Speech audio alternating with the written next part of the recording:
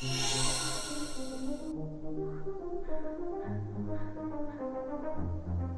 journey that no one expected, starting from a reunion of old friends, resulting in the fall of a nation.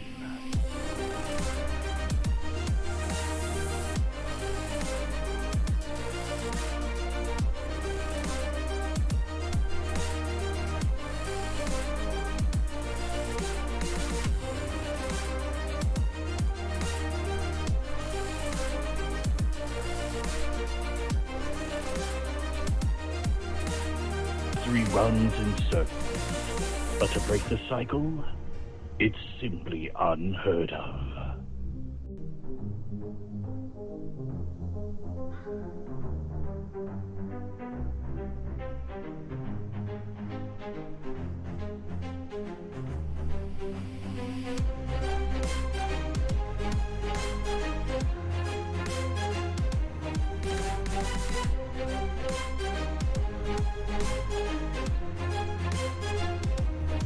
The journey to Astera.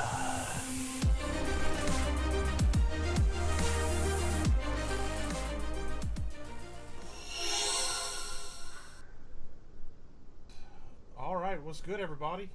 Hopefully we're doing okay. Welcome to the stream. Which camera am I using? This one. Okay. I'm Yes, that Hollow, and it's nice to see you all. And we have the whole party here again, ready to smash another episode. And yeah, y'all can introduce yourselves if you feel the need to. I'm sure everybody knows who you are at this point, but I'll start with you, Aaron. What's going on, everybody? My name is Aaron. I play the illustrious Zane Corvus. Mr. Drew. Welcome everybody, my name's Drew, and I play Torek Stoneskin, your lovely Minotaur Paladin. And Zach.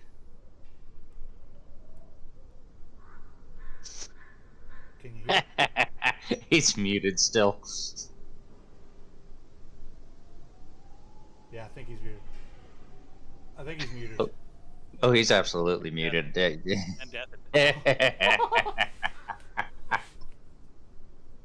Like he You can't might be hear waiting. us, we can't hear him. Okay. All right. Well, all right. Zach is playing Lons Lebec, and we have Priest. Hi. Priest is our DM, and I guess we'll go ahead and I'll pass it off to him if he wants to break down where we left off. Yeah, someone might want to shoot Lons a message, tell him to, unmute.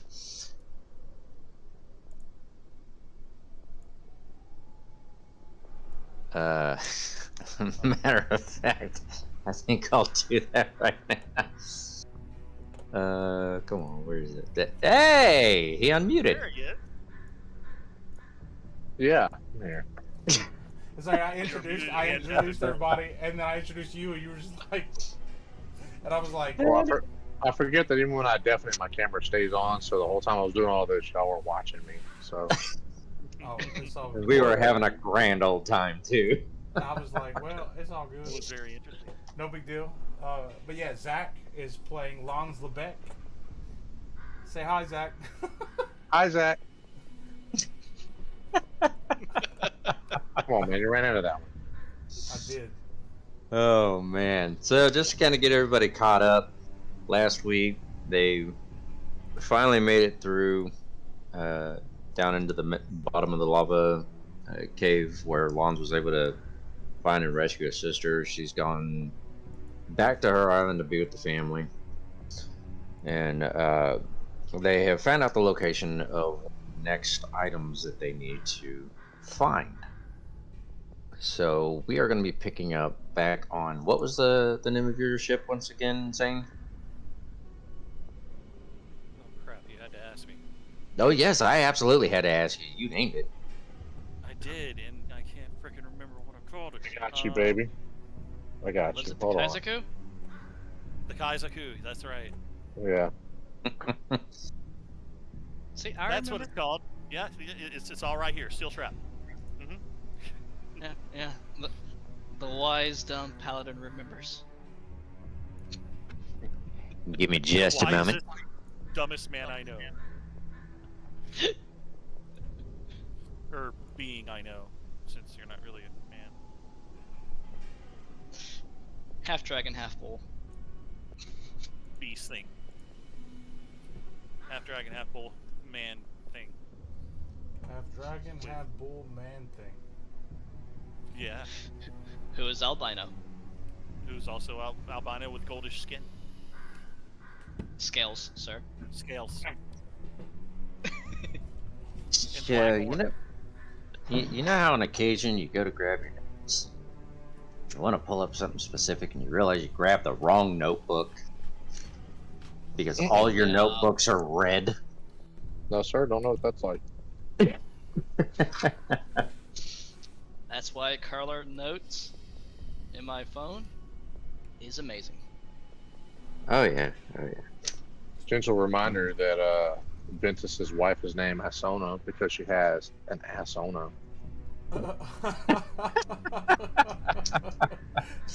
Damn, I never put that together. Holy shit. That was- So, Jesus Christ. You know, I'll That's be how we're looking- starting, ladies I and don't care. gentlemen. I'll be looking at y'all's butts. I don't. Of course you're looking at them. You're a bard. It's what you do. I'm I a got a butt bug. lot of it. Worship that booty. So, Lon's had a conversation with his sister about about the location that she was at, and the next morning you guys had one of the reps come and tell you about the location of the next artifact.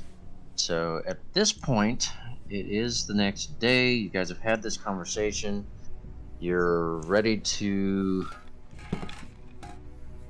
get your day started. What are you guys doing? I'm in the lab. Of course you are. Whenever All you right, get Long. around to something. All right. I thought Ventus and Zane were in the map room while me and Lon slept in. Well, we got the report and everything, and then I said I'm going to the lab. Okay. That was after we trained. Well, no. Yeah, this is the we did the following training morning. thing, then we went and then we did all of our. Not after you know- training. Go ahead. It wasn't after training. You guys hadn't done your training yet. We did the We training. did, yeah. At the end of Or you wait? Yeah, you did train. And then we went and we rested trained my and got up the next astral morning. wall or what? My astral shield, or whatever the fuck it's called. My, Yeah. Yeah, my managed to magic shield. That was the night. kill a trick in the process. Yeah. That was the night before. That was before you guys went to bed. Oh yeah. So, from the moment where the informant came and told you about the next item, the next artifact that you're looking, this is where you guys are picking up from. Yeah, this is where you're picking up from because I believe Lons and Turok were heading towards there. You guys have just finished the meeting. Yep. Okay, then I'm not in the lab yet. Where's your brain at today, dog? I mean, it's wherever. What ship are we on? At this point. The The Nebuchadnezzar? big one. The big one. The big one. Bro, I'm like tripping. Me too, because in my red notebook is not where my notes were. It was in my teal one, which I have 3 of. I really need to get different colors. Sharpie labeled I them. would, or that. Yeah, that could work too. He's like, you trying to tell me there's more colors than just red and teal? Apparently. I'm particularly happy with purple. Just saying that out loud. I mean, in case you didn't notice, I'm kind of fond of a particular color that's similar to teal. A little bit.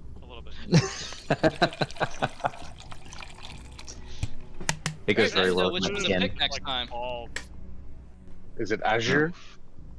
Something like that. azul. But all right, so Zane, you said you're gonna head off. Have you guys talked to? So Yeah.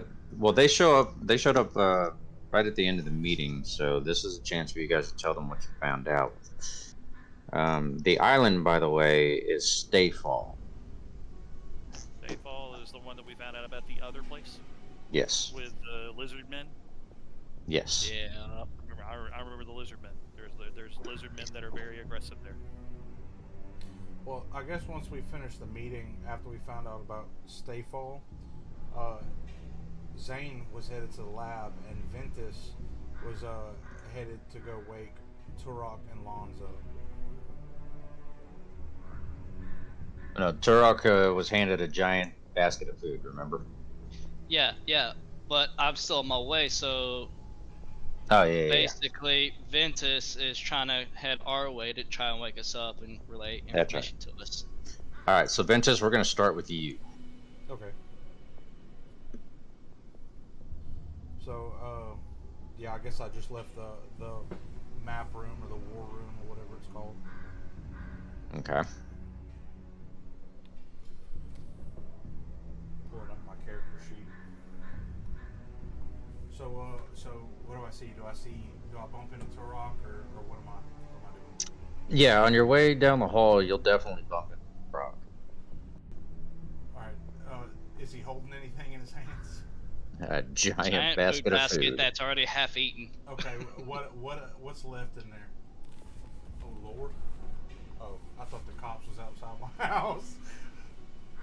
Okay. What do I see left in the basket? Well, let's see. Let's see What was in the how. basket? I don't know. I just said I was just gonna eat it.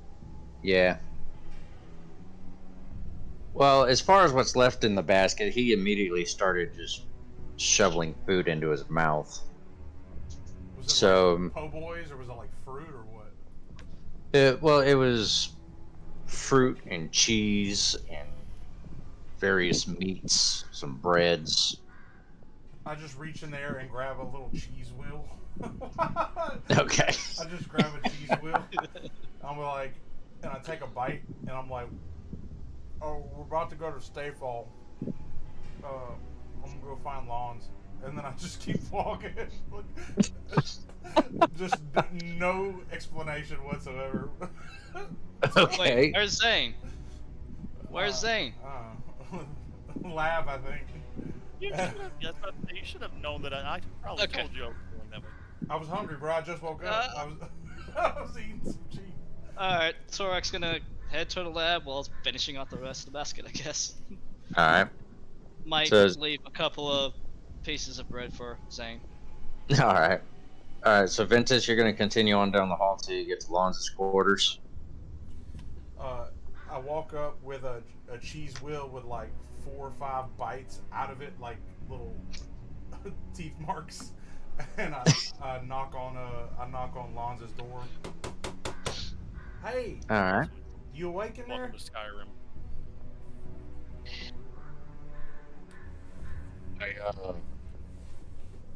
I wake up with like one eye open, and I summon unknown servant to go open the door for me.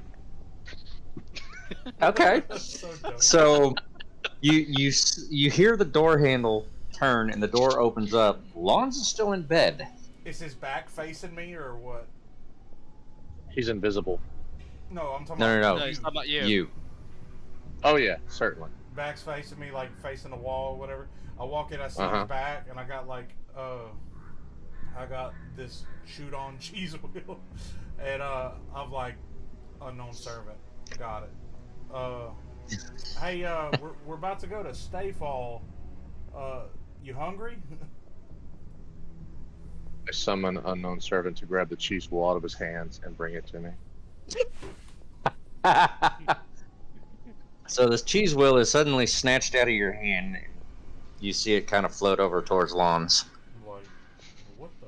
By the way, didn't you have like a plate of food that was brought to you last night that you probably still haven't eaten? 'Cause you Yeah, passed out? it's Probably. still sitting on his. I wouldn't So it's know. on his I'm just table. waking up. Yep. But he definitely knows there's cheese. Can I see if there's some food on his table by him? Yes, as a matter of fact, you see there's a glass of milk sitting there. I want that. And it looks like there's some pancakes, a little bit of syrup on top. Got an apple. Okay, I take my knife out and I poke through 2 pancakes and grab the apple and walk out. I'll be like, all right, I'll see you down there. And I'll leave, and I start eating the pancakes off my dagger. And I'm like polishing the apple. Just kind of rubbing it on your chest. Yeah, just cleaning it, and I'm chewing. I'm like taking bites out of the pancake around my knife. I'm like, well, whatever. Weird breakfast. I guess. Can I help you with something? Yeah. Just well, I'll let you have the cheese. I just took some pancakes off your nightstand. I don't know. You can have the rest. I don't even know it's on the plate. Whatever, you can have it. I just need. What a gentleman you are. Thanks. Hey, bro, what are friends for? So, as he takes a big bite of his pancake and exits the door, Lon's, you've now got the cheese wheel next to your face with the unknown server and hold it in front of you.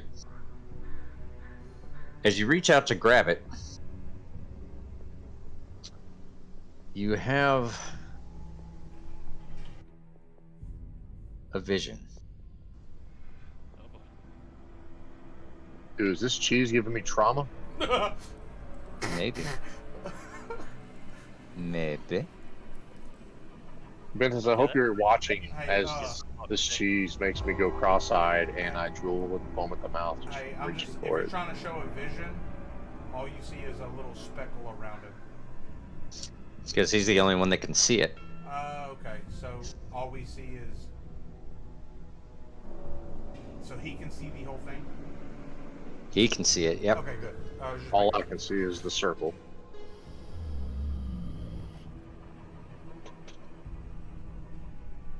Looks like I'm looking through a toilet paper roll. Hold on. It should... Are you seeing the whole thing? Nope. Oh.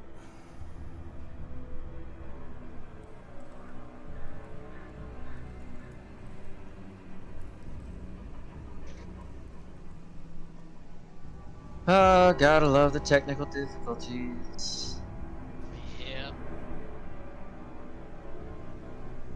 Every time it tries to load something on Foundry. Alright, hit refresh.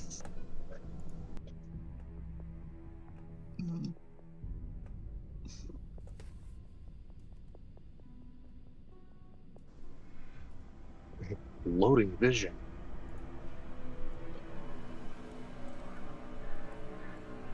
And there we go again. Maybe if Are I you zoom in real hard. Nah, you should be able to...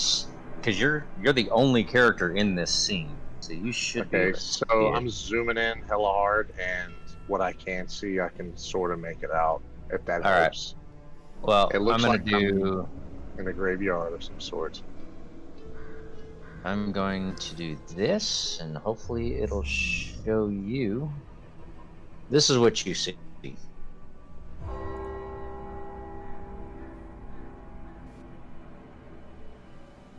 I'm sharing it in Discord. Yeah.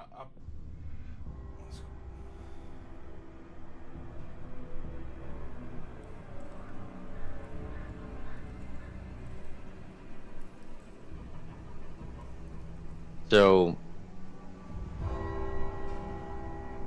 as you're laying there, you're kind of get this headache, and you see this floating in your vision. You feel yourself moving and looking around, and you feel like this might be the place that your sister had described you.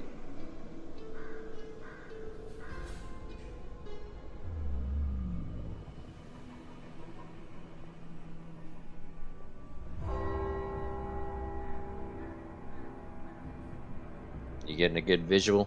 I'm getting bloodborne Yes. vibes, is what I'm getting. out of character. Obviously, I don't see nothing, but Yeah. I'm just talking about like it reminds me of Bloodborne.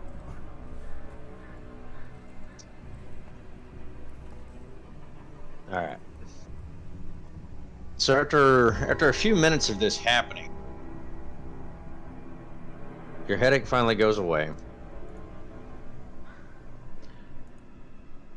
and you kind of start to snap back.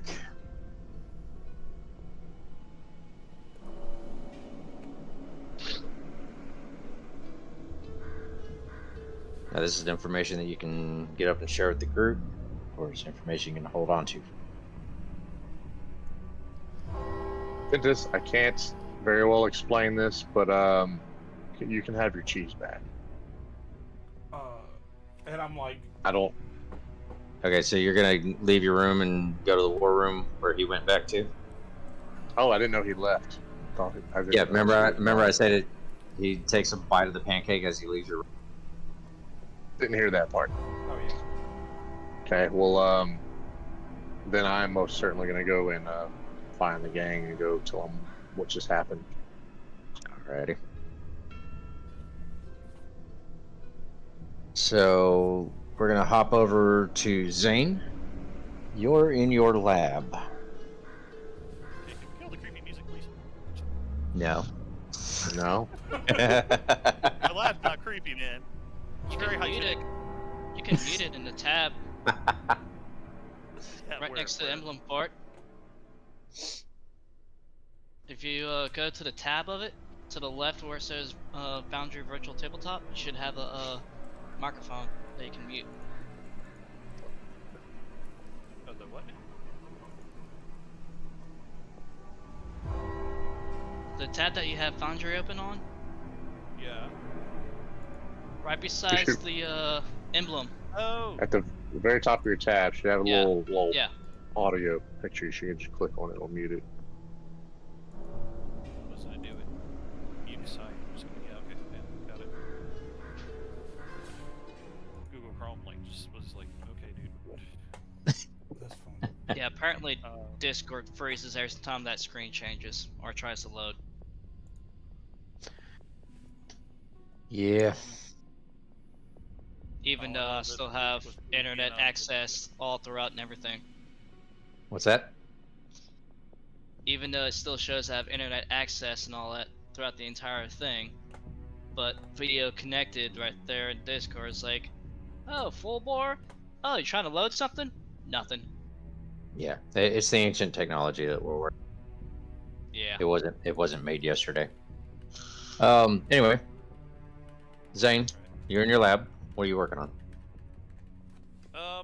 Well, a couple of things. I've got my staff working with me, and they're working on the ship and trying to make sure that everything is, or like the sprite. Okay. They're working on the designs for the sprite to see if they can come up with a better way to combat the power issues. Okay. And I've been trying to work with them on that. Had some people working through the night, also working this morning, like working in shifts. So Alright. they've been working with that, and I'm coming in to kind of check on their progress. And I'm also coming in to work on a personal project. Okay. The personal project is the one that I talked to you about, the one where I've like been looking at the spear and trying to Okay. figure out exactly how it works and which mechanisms do what. Okay. Give me an insight. Give me an insight check.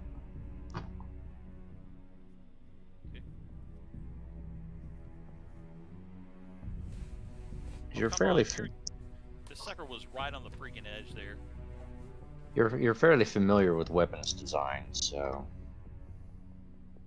Yeah, but for some reason, like the dang thing just kind of rolled, the dice kind of rolled on its edge a little bit and stopped. Like it was about to go on the 18, but it stopped on the 2. Or it says it was the 2, but it was like literally the 18 was facing up. But it says it was the 2. And so can I like re-roll or something? Because that was some bullshit. Beyond fucked me on that. Yeah. Yeah.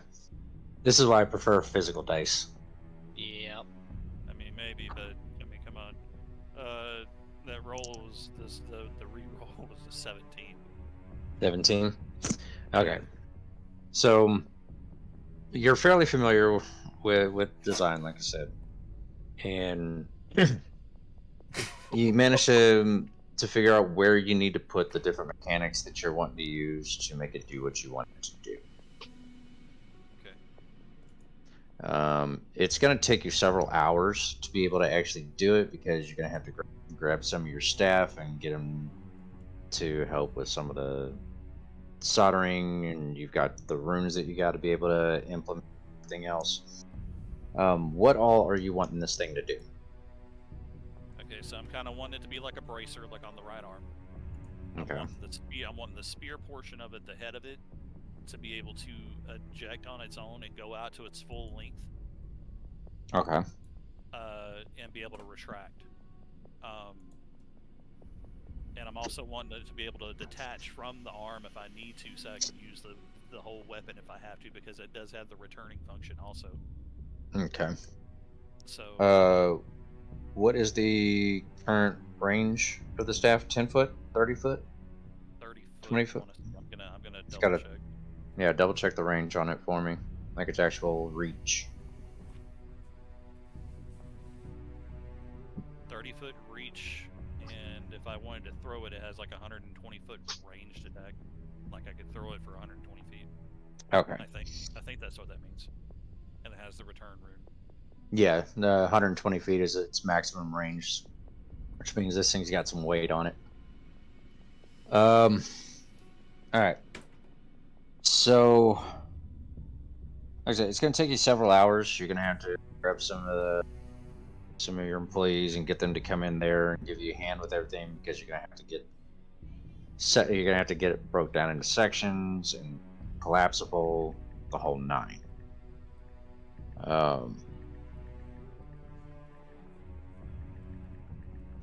While you're doing this, I need you to give me 3 D100 rolls. Okay. Give me the totals.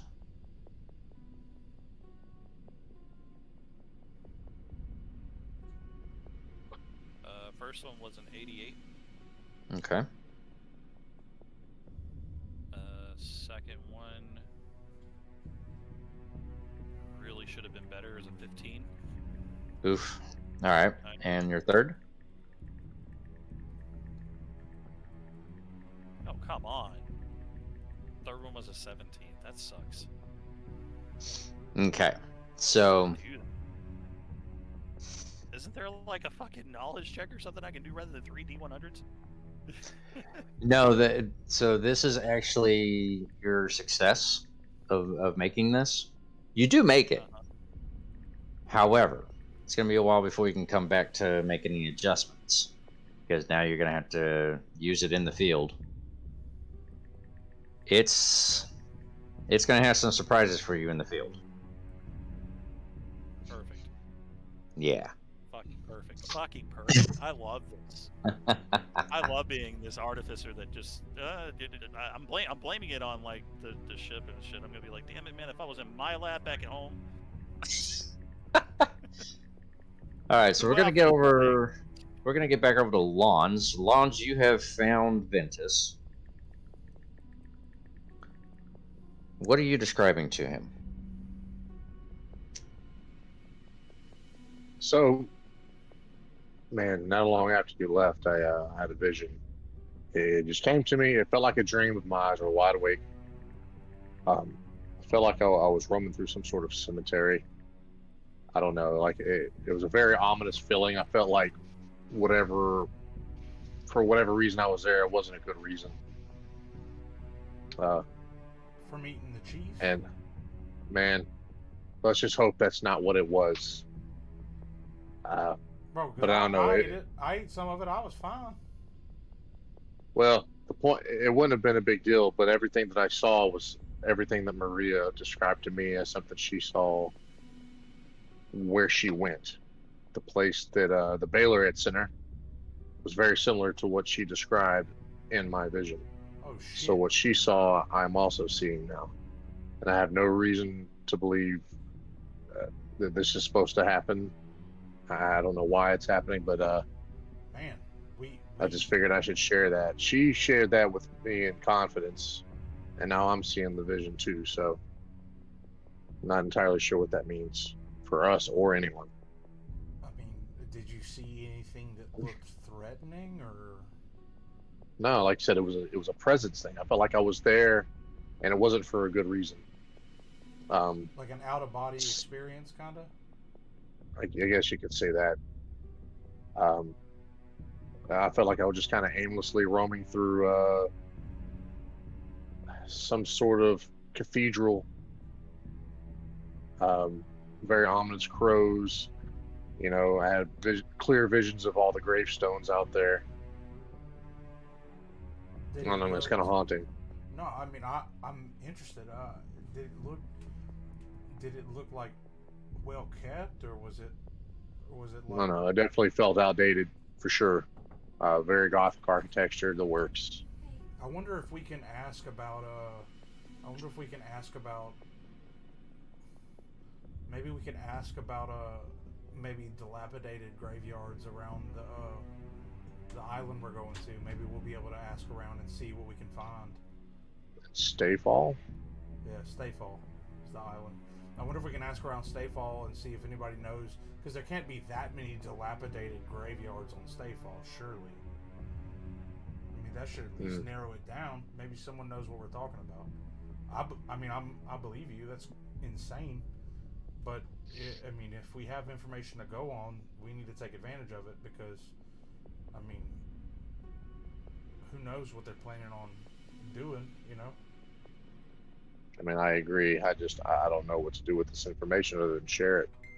Well, I think you did good with that. I think we should let's bring it to Zane and Turok, and maybe we can devise a plan. I kind of wanna get Zane's opinion on it. I want to see if he knows anything about this dilapidated area and what its significance it might hold. All right. So you know that Turok had gone looking for Zane. So we're gonna jump over to you, Turok. You walk in to the lab, and you can see Zane meticulously working on something as usual. Anytime he's in there. People are pretty much going all around that place. I've also got a team researching the artifact that we've already got. Okay, we'll get to them in a little bit.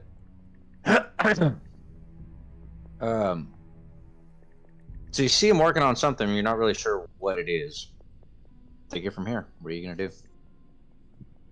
I'm gonna take my time, look around while heading to Zane, while still eating out of the basket, saving him a couple of pieces of bread and fruit and whatever. I'm gonna slowly, just look around while making my way towards just see what all everybody's working on. Okay. I'm gonna walk up behind and be like, "Hey, buddy, what did I miss?" Zane's gonna be like he's got a device that's sitting there, and it's like a small seeing apparatus, like to where he's able to look a little bit closer. Not a microscope, but it's something to help him look closer, like a viewfinder that's got different little lenses all over the place on it. And he's just flicking through the lenses and getting it close enough, backing off, getting it close enough, and I'm just Muttering. I'd be like, Muttering like, kind nope, of. not the right one. No, that's not it. That's shit. And I'm like sitting there and I'm like trying to work this one little part of the apparatus, and I'm like, okay, time to test it out real quick, and I push it just to see if it actually goes out, and you see the spearhead just kind of blink in that direction, and it kind of shoots kind of towards you. And it actually, well, you tell me what it does. Does it actually work that one time that I try it, or no? It goes about 5 feet. Okay, that's not 30. Shit. Dude, that is wicked. And I'm like, So, well, does that... Where does that go? Where does that fit? It shoots at... Was it go on a wrist, a arm, forearm, what? and I actually pick it up and I put the bracer on my arm and I'm like, it kind of goes. It's supposed to go like this, and I latch it to it, and I'm like, it's supposed to be like this thing, and so I've kind of got it there. And I'm like, yeah, and like, and whenever I do this, and then I click it back, and it's and I'm like, sweet. I'm trying to see if it actually does it this time. Okay, so you said you've got, what direction is your arm facing? Kind of up and towards. Up at an angle? Up at an angle, and Okay. This time when you say, when I do this, it shoots straight into the ceiling.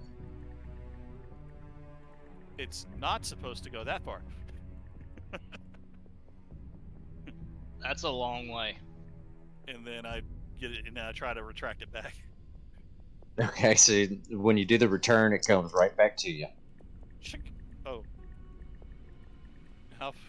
And I'm like, and I'm looking to see like just how much damage actually occurred here. So you can see the impact point where the head of it went into the ceiling, and it's the exact shape of the end. Okay. And what about the end of the spear? Is it still good? Still good. Okay. Didn't fuck up the end of the spear. Imagine if you open palm, strike somebody, and then activate that. Would it have enough power to go straight through that person? I don't. I mean, I think, but I'm not entirely sure. It's mainly I'm gonna try and use it for surprise attacks and things like that. I mean, it would be a surprise attack. Yeah. I mean, I just Right. wouldn't want to, like randomly just flick my wrist back and be like, "So, how are you guys doing?" And then just, have this thing shoot off into somebody.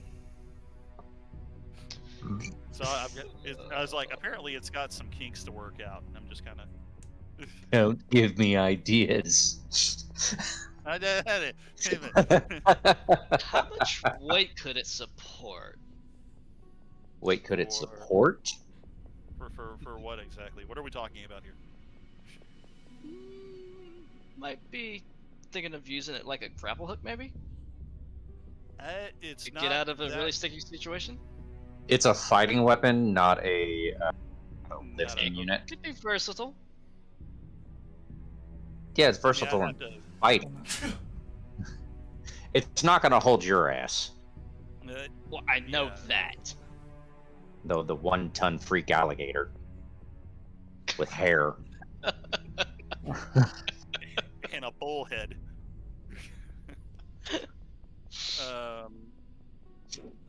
But I don't. I'm like, I don't think it's gonna work like that. It's mainly gonna be a weapon. Yeah.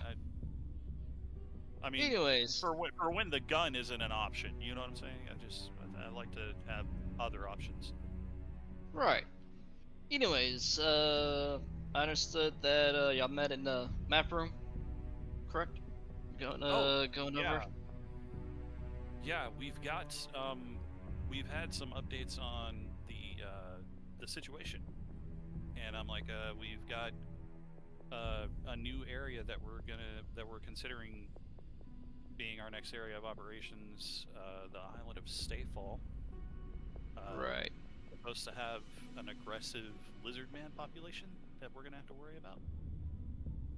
Ugh. I know. I'm not really too sure about that, but I mean, if they give us too many problems, then I guess meat's on the menu. Speaking of, there was leftover trick meat in here, but all I got left is bread and fruit if you want some. I'll eat later, and Okay. I kind of take this bracer off of my arm for a second and put it back on the stand to see if I can start trying to fix a little bit of the issues that are going on here. And I'll set the basket a little bit further down on the desk. Just in case the spear just randomly goes off again. All right. So a few minutes later, Ventus and Lange, you guys walk in to the lab, and you can kind of see some dust and particles falling from the ceiling. You see Turok and Zane standing there talking and looking at a gauntlet while they just discuss what was talked about at the war table. Which one of you is talking first? I'm gonna leave it to Lons. All right. So, Lange, you're up first. Guys, I think I got something important to tell you guys, but it looks like kind of in the middle of something. So just let me know if it's okay to talk here. And I'm like, well, let me. And then I've got like the one of my tools, and I'm just about to poke at something, and I'm like, better not do that while. And I go ahead and I set it down. I'm like, yes. I was like, Zane, it's important, bro. Well, I mean, I don't want to, like lose my focus for a second and land it like randomly, impale somebody. So No, it's probably a good idea. But this is like way important. Anyway, sorry, Lons. Go ahead. Can I help you? At that point, I pick up the basket, hand it to Zane, eat. Ah. And I'm just looking at it like, I said I'll You do it forget in a to minute, eat and I some. set it back down. And I know you forget to. There's like a small And I'm piece like- of Black Forest ham left, and he's like, But he said that there was bread and fruit, so I'm like, eh. Yeah. The meat's gone. Yeah. So All right, anyway, go ahead, Lange. right after we returned from the fight with the Baylor, Maria described to me the place that he kind of snapped her to right before the encounter with him, and she seemed kind of shaken up by it. But just this morning, right after I spoke with Ventus, I had a vision that it literally just came to me out of nowhere, and what I saw was almost exactly what she described to me. And she told me this in confidence, but I feel like now it's probably the best time to let you guys know. I have no answers for this, but what I saw was some old rundown cathedral. It was at nighttime. I saw no person, no creatures of any sort. I was just kind of aimlessly roaming, but the feeling I got was of dread. Like the reason that I was there was not a good thing. I'm not entirely sure why I saw what I did, but visions aren't things that happen to me, so I feel like this might be important. So take what you will from that information. So it was a cathedral, and you said there was like a graveyard or something, or? That's correct. It was all attached, is all adjacent to the cathedral. And I was just kind of roaming the outside of it. Like I wasn't actually inside the cathedral. I was just outside of it. he also mentioned. Feel like perpetually. Yeah, he also mentioned that it seemed dilapidated as well. If that helps you in your deduction. Okay. It doesn't sound like that was any place that we had heard about on Stayfall. Like that's not what our source told us about it. If we need to, I guess we can go back and talk to the chieftain and see if she knows of anything else regarding that particular location. Are they pretty familiar with all of the islands in Eden Stream? I mean, For the most they've part. lived here for a lot longer than what we have, so. Question: Did crap, I'm drawing a blank on his name right now. And Darren mention anything like this when he was telling me about the Eden strings a while back? No. No? Okay. Because I remember one of the guys was in a cathedral type building that had the crown. Well, it seems like we might have hit hit a wall if Zane doesn't even really know much about it. I mean, we're gonna kind of have to stick to the locals, to be honest. We'll have to. Yeah. We have no choice. I mean, the last time that I've done any research about the Eden Stream was whenever we had just gotten through talking to the kid about the crown and everything. So I had to mute it. You stupid.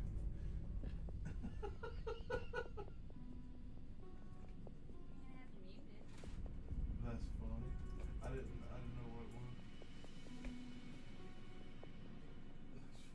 Demon spawns. Come here. I love it. I killed that other gallon of milk.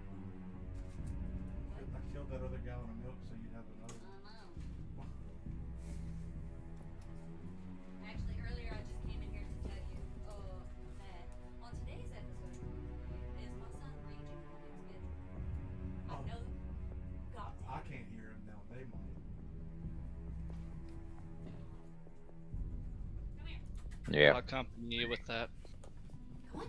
You snackies? About this time, you guys hear one of the alarms going off on the ship that signifies that someone has entered the ship that doesn't belong there. frack, and so you see me like literally just draw a void breaker, and I'm like, okay, looks like it's gonna be one of those days, and you see me spin the cylinder, and I'm like, all right, and so I'm actually radioing the bridge and seeing if anybody's got any updates for me. When you go to radio what's the that bridge, when you go to radio the bridge, you hear a panicked voice say, "Nobody's been able to hit him. He came out of nowhere through a portal, Through a portal. and he's demanding to speak to Turok." demanding. Who are we talking about? We have no idea who he is, but he's a red dragonborn. Oh, I was about to say, there's only one guy coming through portals that I know of, and I thought he was dead. I was. Red Dragonborn. Oh boy. Well, it's like, well, if you can get them to calm down for 2 seconds, we'll be there. This is all happening on the bridge. As you say that, you hear another voice come over the intercom. "I'm waiting." Well, good, because we're on our way. Yeah, be there in a minute, homie. Stay right there. You hear a muffled, almost like someone just had the wind choked out of them. Oh fuck! I hope that was. And then you hear the talkie hit the ground. Great. Zane, did he say over? Did he say over? Nope, Yeah, dog, you I can- didn't hear over. You guys can still hear everything that's going on at the bridge. You can hear swords clashing. You can hear shots being fired, He's like over. yelling. Over. And I'm like, okay, guys, I guess if you've got your weapons. Yep, so my let's go. swords is already out Little- and on fire. I just didn't know if anybody I don't- actually had their stuff or not, but Yeah. I don't think your sword has recall herpes. knowing a red dragonborn. If Sorry? not, it's about to. Yeah. I think we're about to go get very, very acquainted. Yeah, acquainted is a good word. It's a good thing I just ate. Let's go.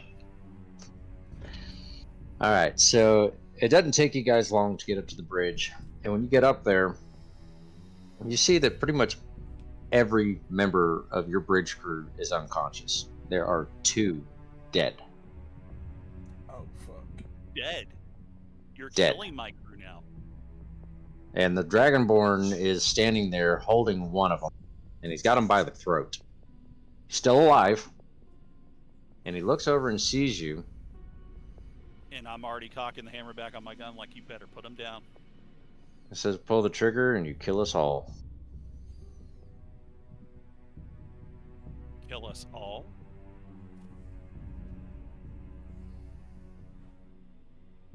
He Elaborate. tosses your bridge crew member off to the side like a rag doll. 0 effort.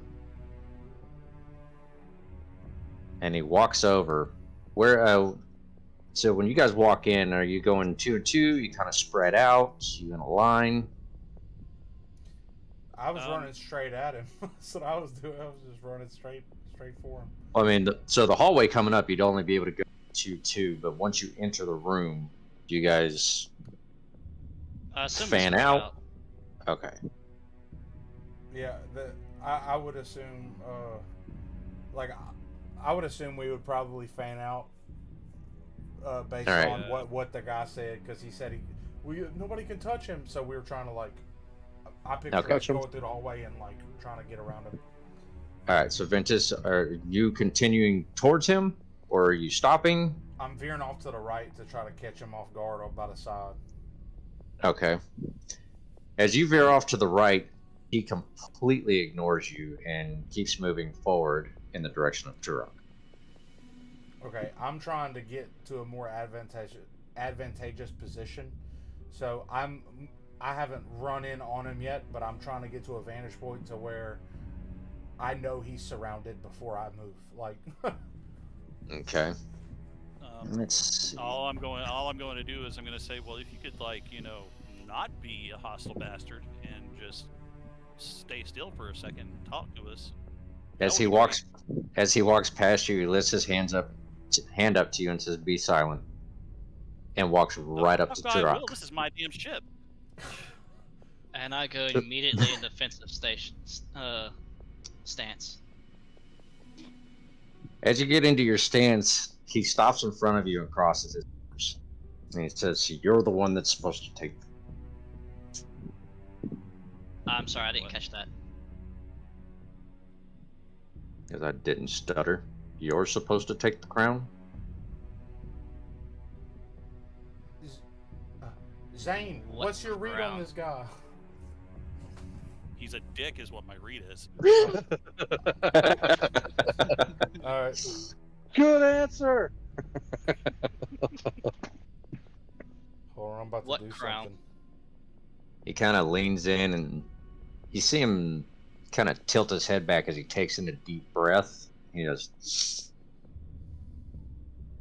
and you're mixed. Not even a pureblood. Sickens to me to see fur on a dragon. Fuck this dick. And he turns around, he looks at Zane, and just kind of looks down. Looks back up at your eyes and goes, "Sanguine Sage. My ass." And then he looks at Lawns.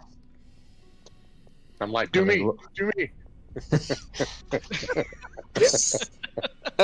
As Lawns is doing that, he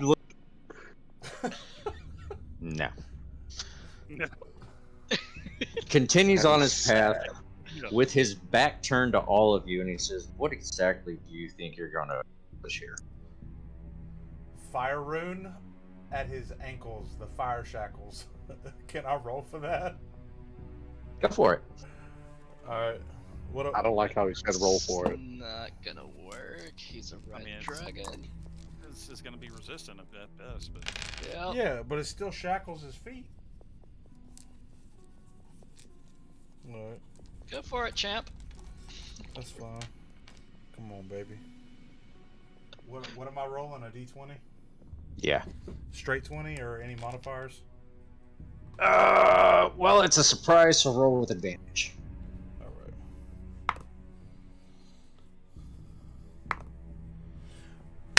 Okay, I'm glad you said that because the first one I rolled was an 8, but I just hit a nat 20.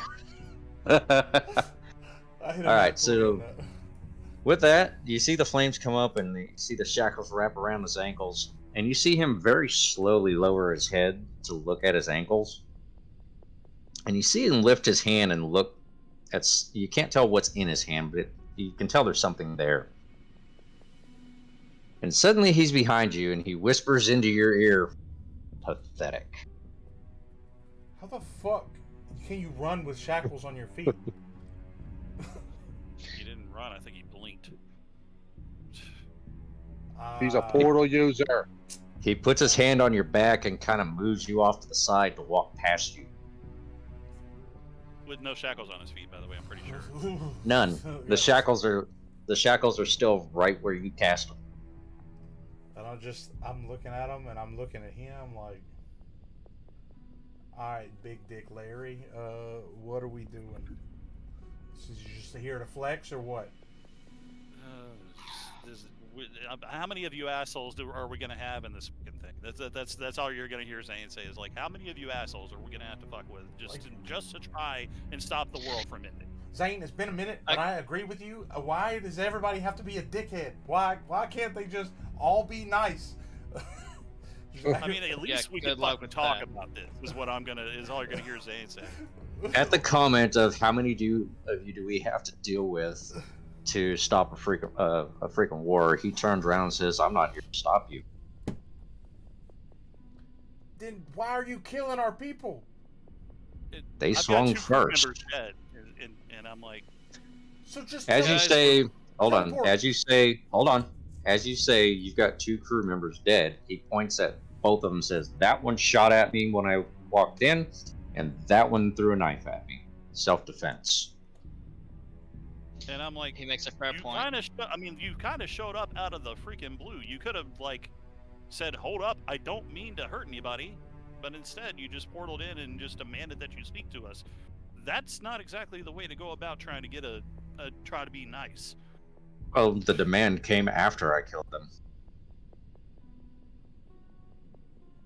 They attacked before I could say anything. Which I will give you credit for. At least your crew is on their toes. I am sorry, boss. We're also being rude. Sir, what is your name? You'll get that in a moment. I just don't understand why you couldn't just teleport around it. Like you've been clowning us, and we're the strongest people on this ship. That's what I'm trying to figure. I knew they would be no challenge. If none of them are going to be a threat, then why kill them? Fair. They shot first. Hate to admit it, but he's giving me Ventus clone vibes here. Alright, fuck it. And I sheathe my sword. Ain't no point. And No, he looks back at you, Ventus, and he says, he looks back at Ventus and says, "Son of the Iron Wall. Duplicate of the skies. Really thought you'd be stronger." And you see Zane kind of just raising the barrel of his gun to kind of tap his lips like, And I'm like, you know a hell of a lot about us. And We who know are you nothing again? about you. So can I just like walk up to him with my weapon sheathed? Like I just want to walk up to him and look him in the Okay. face. I walk up Okay. to him and I just have my weapon sheathed and everything. I'm just looking at him and I say, "I know what you're trying to do. You're trying to get a rise out of me, but I'm not the same kid I was. I don't move specifically on emotions, so you're gonna have to try a little harder if you're trying to get a rise out of me." He kind of chuckles at you and says, "Try to get a rise out of you, the former captain of the Eden Guard. What a joke. Why would I try to get a rise out of someone who's not even his whole self anymore?" Well, you tell me. Yeah, Does, Ventus. does this kind of throw any flashbacks to all the stuff? It absolutely does. So what all do I know at this point? Or You have a flood of information coming to you of Eden Guards, Mhm. and you recognize him. He was the one who did all He did all the work for Ventus when he was a whole person. And he did it with pride, and he did it without question. And when Ventus disappeared, you see the vision of Ventus disappearing again. And then you see him just randomly, this Dragonborn, you see him randomly appearing in different places, different worlds, different areas amongst those worlds. Almost like he's panicked trying to find him. And then you see another vision of him standing not far from Cost the Destroyer. That's what I was trying to think of. Okay. And you get this sense from his point of view that he knows better than to touch that crown himself. But now he knows where the crown is. And then you see a vision of him staring at Ventus's twin. And you get this sense of pride when he's watching him and how he's developing and how strong he's getting and how accurate and precise he is with his actions, his movements, his decisions. And the last thing you see is a vision of the clan leader talking to him and giving him a bow. Like Turok's clan leader? Yep. Okay. Is a name coming to my brain? The name that comes to mind. Hold on. Uprahora. Uprahora? Uprohora. And that's kind of what you're going to hear me mutter out. I'm actually going to kind of just be like, Uprahora?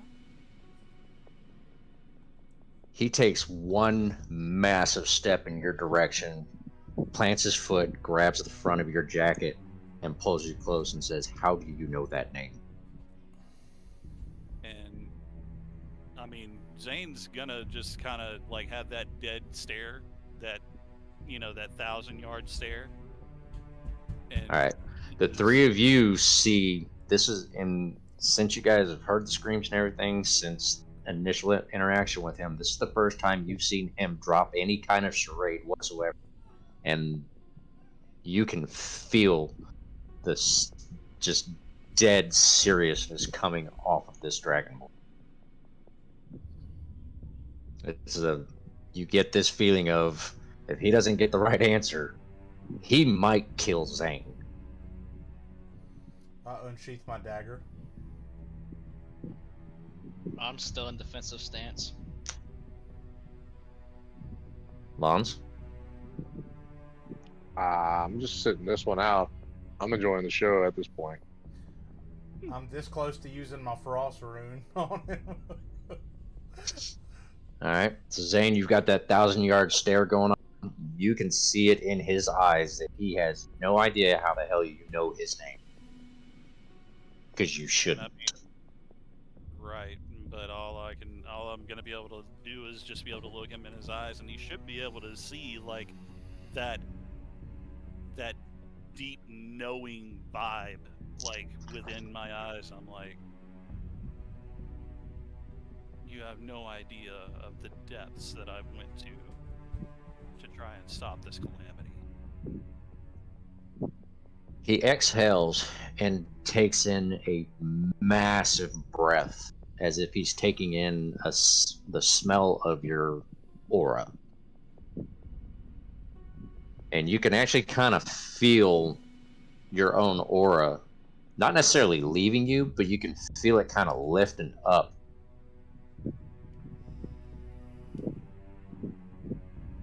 Okay.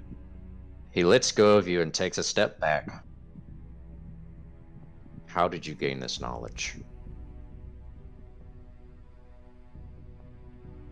I'm trying to remember the guy's name right now. Hold on. I have it written down. It's the two It was The a other gift two from guard that were the blacksmith people. right. can't remember their name. trying to remember what the gentleman's name was.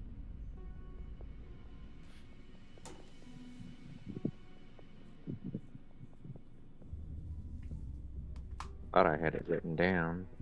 Where's it down? Sombra. Okay, well, There it You is. have Ely and Sombra. and I'm like, one of your fellow Eden Guard imparted me with the knowledge of all that has happened. The same one who turned me into a half dragon. It says, what Eden Guard have you met? 2, actually. Who? Do we want to tell them? And Or I- do we and want I'm- also and I'm want to like, tell them that we killed Nino? Well, as much as I mean, I would think that that's probably already reached his ears, but the only thing I'm going to say is I'm not sure I can trust you with that information. It says, if you know my name, then you knew my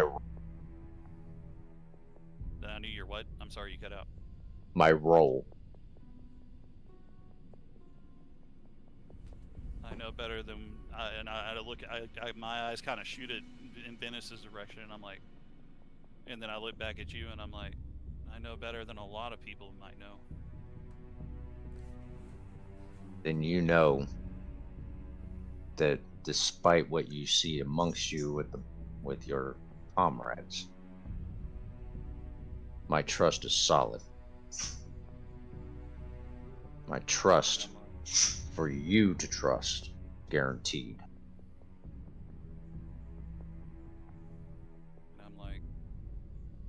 and I'm like, Stombro is the one that imparted me with the things that I know. And he turns to you, Turok, and he says, Umbra? Mm-hmm. It was right after we defeated Nino. They showed us who they really were. Sombro and Ely. Ely. Of course it Or was Eli. Ely.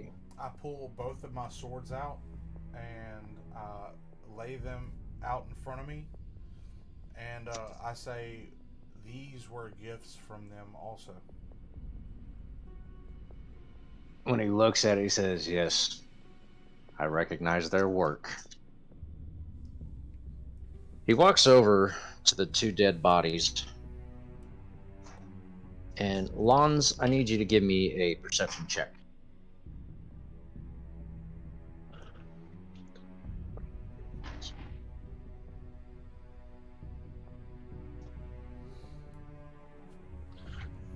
Let's see.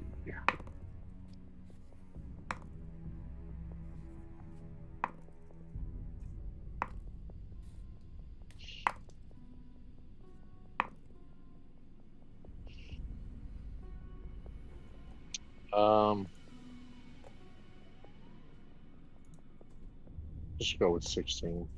16? Yeah. You see him turn his hand over again, and you see these 2 cards just appear out of nowhere, and he sets the cards on the 2 dead bodies, and the bodies absorb them, and the 2 crewmates sit up alive.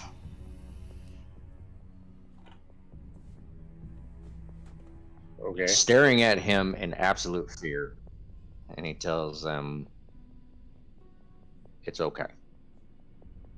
You get a second chance.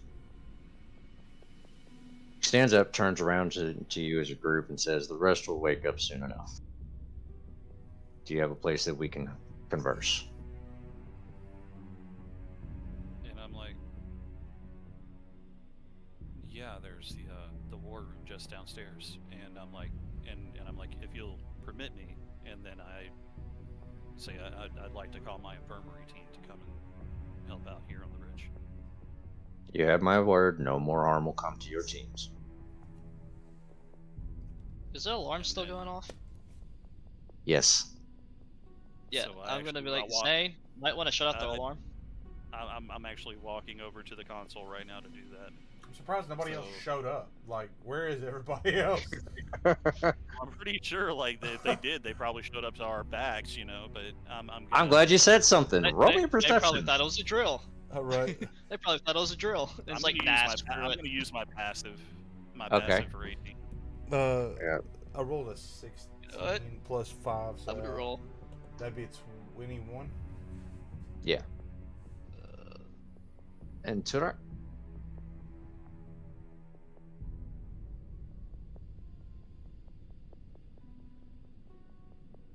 15. Okay. So, Lons, you had already noticed this because you would have noticed this about the same time you noticed the cards. Aside from the entrance that you guys came in from, all the other entrances where somebody could have gotten there from have been sealed off by this black watery liquid.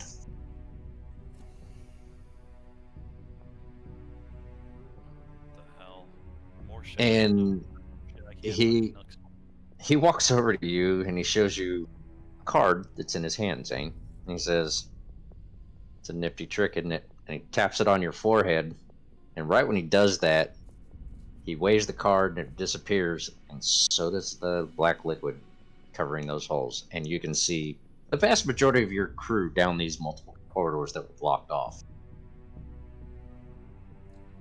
What the? And I'm like, and I actually go ahead and I raise my hand to my neck and I tap on the thing and I'm like, security team, stand down. And like I walk over to the console and I kill the alarm. And then I go ahead and I flick a couple of other switches and I open a channel to the infirmary. And I'm like, infirmary team, you're needed on the bridge. And then I close that channel and I open a one to the whole ship. And I say, all teams, stand down, situation normal, and then I resume operations. Alright. He says, "I'm assuming some of you will want to be behind me because you don't quite trust me, so, Zane, if you will lead me in the direction of the warp." And Quick question, are you hungry? He reaches behind him, pulls out a pouch, and you see him pull this massive thigh that's been cooked out of his bag, and he says, "No, but you look hungry," and he throws it to you. Oh yeah, I forgot. And I pull out the I apple out graciously of my bag. accept. I was like, cafeteria's still up and running, and they still got some leftover meat. I was gonna offer some to you, but thank you. I'm like reaching. I start in there. chowing down on it. So when you bite into it, just before you bite into it, you catch it, and you know that this is nothing that could have been found on your home continent. It's not from these islands. It's not of this world. And it is the sweetest with a light hint of salt flavor of meat that you've ever had. Ah, damn, this is some serious gourmet shit.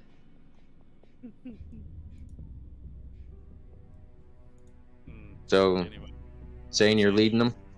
yeah, Zane's just shaking his head and just kind of walking off in the direction of the stairwell to lead Guys. down. I think we could trust him. I'm not Uh, even. I'm Not even acknowledging it. no, not even a little bit. I'm just like, mm-mm. Well, after a few minutes, you guys manage to get to the room, and he says, "Where would you like me to sit?" And then I go ahead and I offer him one of the main seats, kind of in the middle of the table. And then I Okay. take the seat, the head of one side. All right. So he takes his seat, and he waits for the rest of you to be seated, and he says, "So I'm assuming some of you, if not all of you, might have questions. Let's get your questions out of the way first." Which one of you wants to go first?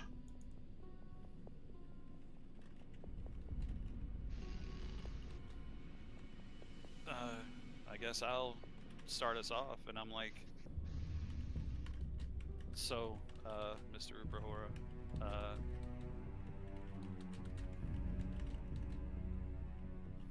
we're here on the Eden String trying to unlock the mysteries of the crown and to see if we can stop the calamity that's trying to rear its head at us. That I am aware of. I know there's artifacts on these islands that you're probably looking for because you're going to need them. Crown. We're trying to use them to. I honestly would rather use them to get rid of the crown altogether if it can help our world, but I'm not sure if that's the answer that we need. I need, and I'm like, as much as I know, I need to know more. The curse of knowledge. Well, I'm just kind of like, you can see something kind of coming over Zane, and I mean, like, and his left hand is literally just kind of scratching at his temple, and it's just like, if I can comprehend that there's something that I can do, and if I can just grasp it. I'm always grasping at straws. Give me a perception check.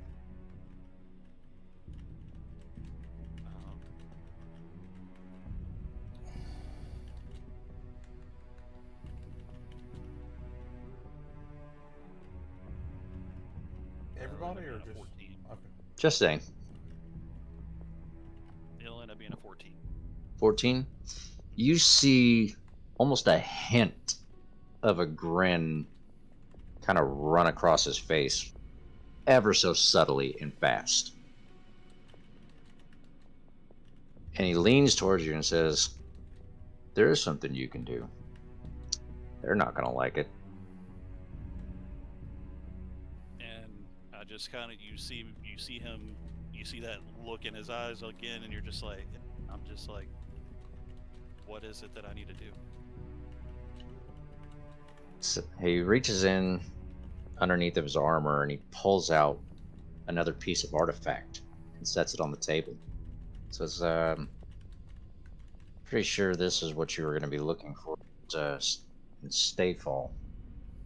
I was hoping to meet you before you got there, so you waste your time." And so I'm looking it over. What am I looking at? It looks like it's similar to the artifact that you had already had, and it looks like it interlocks with the other piece. It says once you get them all together, it'll help your project come along nicely. What exactly is?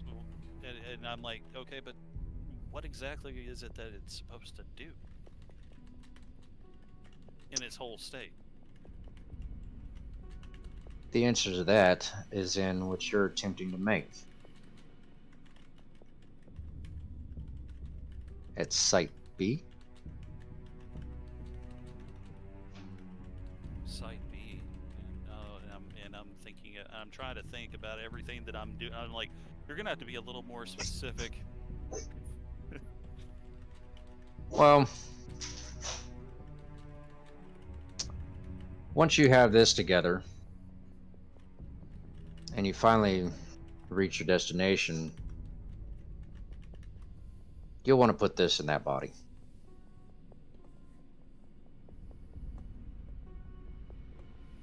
And then I'm thinking about it, and I'm like, how the hell do you know about that? I'm Do you sorry, say that? what, buddy? Do you say that out loud? Yeah.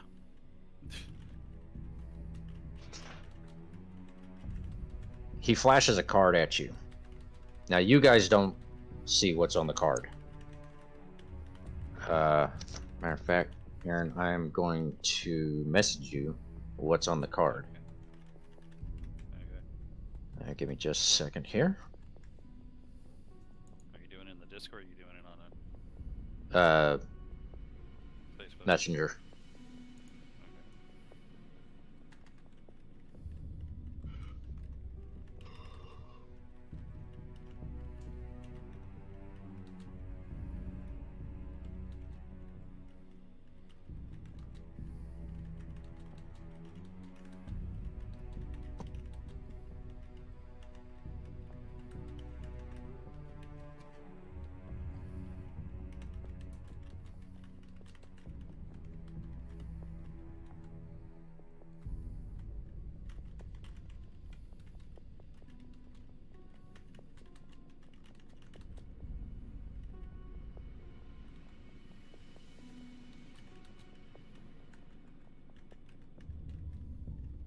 Okay.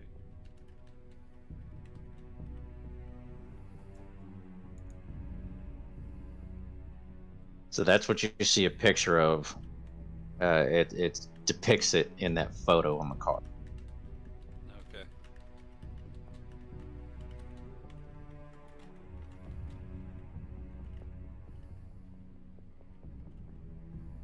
And then he tells you, so as far as your role, that'll help you ultimately. And as far as how I know, because I know you're curious about that, Hmm. he flashes another card. And this one, he makes sure is fully visible to everybody. And it's a picture of Maria.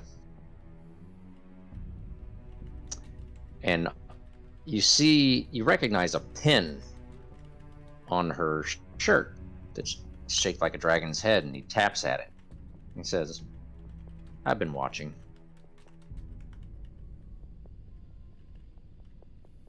What the frick? Oh man. I'm gonna have to transfer the whole damn thing. And then he tucks it back away. He says, so I believe I've answered your question. And he turns to Ventus and he says, son of the Iron Wolf, do you have any questions? Man, I'm gonna be real.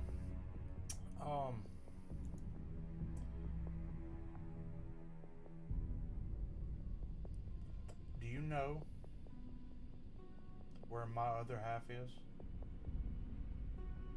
Do I know? Yeah. Yes. Can I tell you? No. Why is that? Because this is a journey you have to figure out on your own. That's an acceptable answer. I'm like, wait a minute. But what's the end game here? Damn it! They're trying to fatten me up for the feed. That's what it is. They're trying It's not.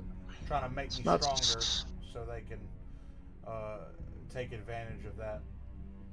That's my opinion, anyways. That's the vibe that I get from it. He looks at you and he says, no, not exactly. Okay. So what can you tell me? Yes, we need you to get stronger. It's the only way you're going to be able to merge half without your other half taking over is if you're stronger. Once you're one again, only one of you will still exist. But I don't want to be different than I am now. That'll be a choice that you must make when the time comes. The merge is up to you once time comes, but you will inevitably face that decision, whether you want to make the decision or not. I wonder, will I still retain my memories? Will I even have control after that? Like, will we be like a newborn baby? I don't know. I don't understand. He says even time doesn't know the answer to that one. Why did we get split in the first place? You remember your recent foe?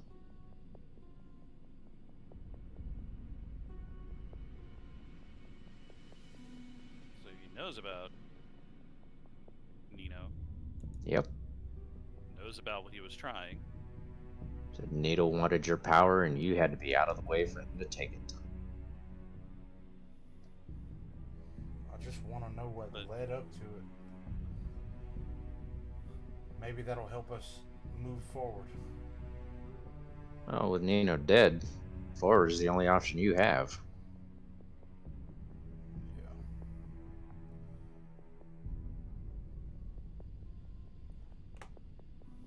So, what do you guys think?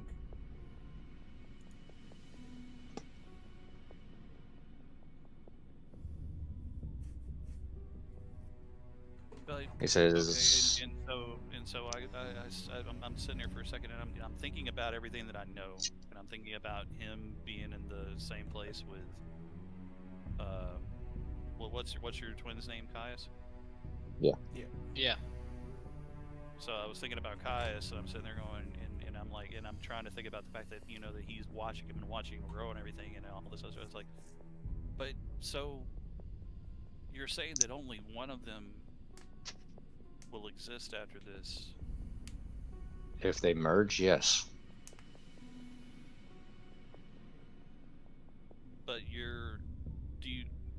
is that necessary in order to keep things from happening, or is that To be 100% honest, we don't know. No member of the Eden Guard has ever been split. No member of our race has ever been split in two and become two independent personalities, but yet the same soul. This is a first. And as I said, even time does not know what the results will be. Whether they merge or don't merge is up to them. What happens is as unknown and unpredictable as a ripple in the water. as the moons themselves?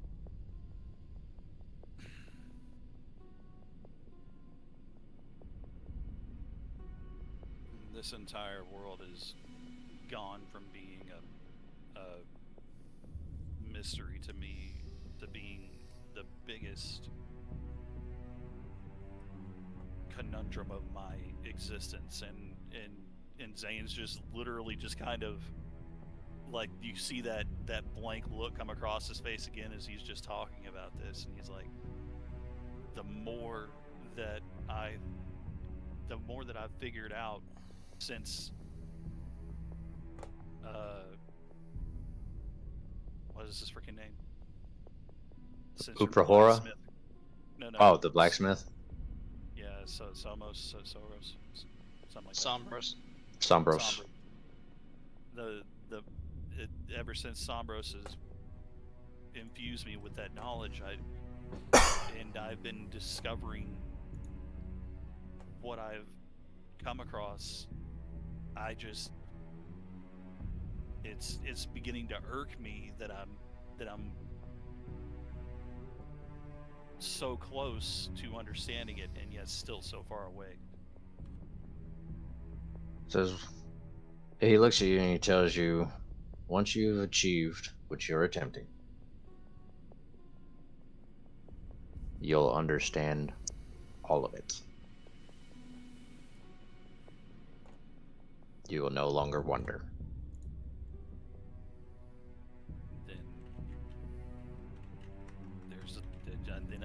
Then I'm just thinking about everything, and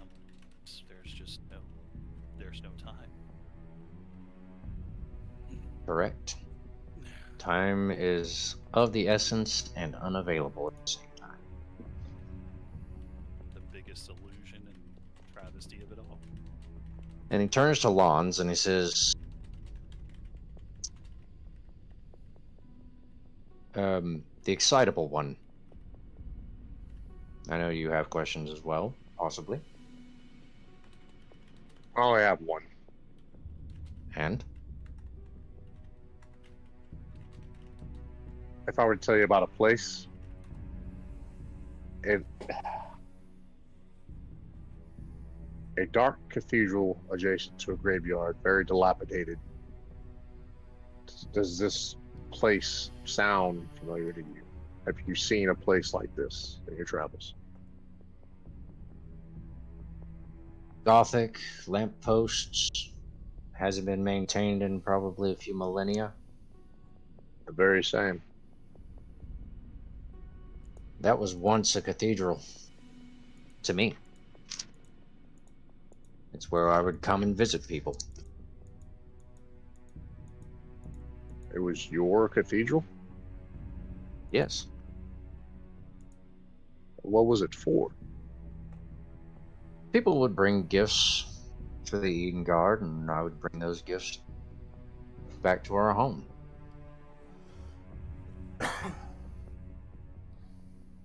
So this Since the world once dis- worshipped you as the gods. You could say that.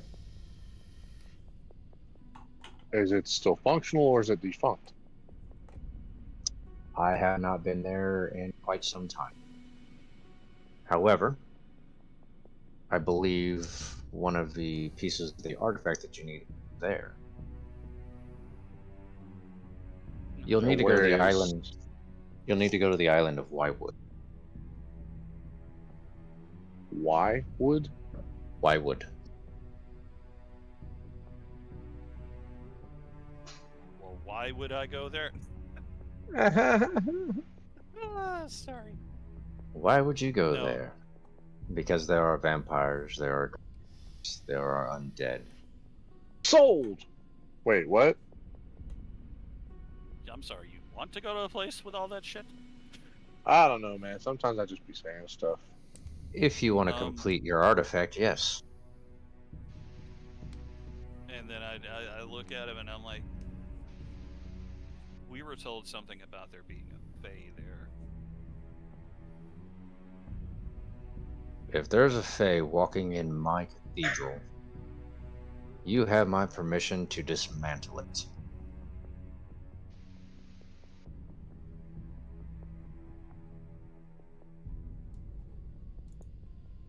Level the whole cathedral if you have to. You heard him. He said I could shoot it. He said I could. You heard everybody He here. did. Everybody heard. I You mean, very much did.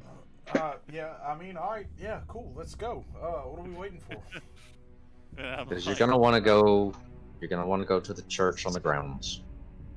That should be where your artifact is at. And then he turns to Tura. Says, "I'm sure you're quite curious why I'm looking for you." Yes, indeed. Your brother Andarin, Of course. many years ago, actually stumbled across me on a battlefield. Same side, not against one another. Your brother has an extra sense about him. Oddly enough, he was able to know what I am, not who I am. And swore an allegiance to me. Said if he ever found his brother, he would set his brother on a path to find me. And I hear that you have become quite the paladin. Arch Paladin. Yeah, but yeah.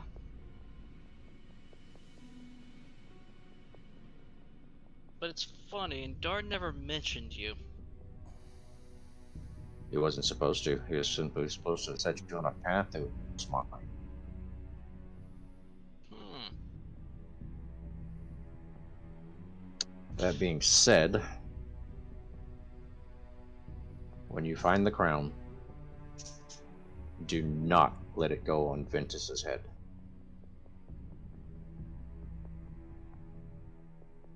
I know you've been hearing that if you wear it, the power will transfer to whoever.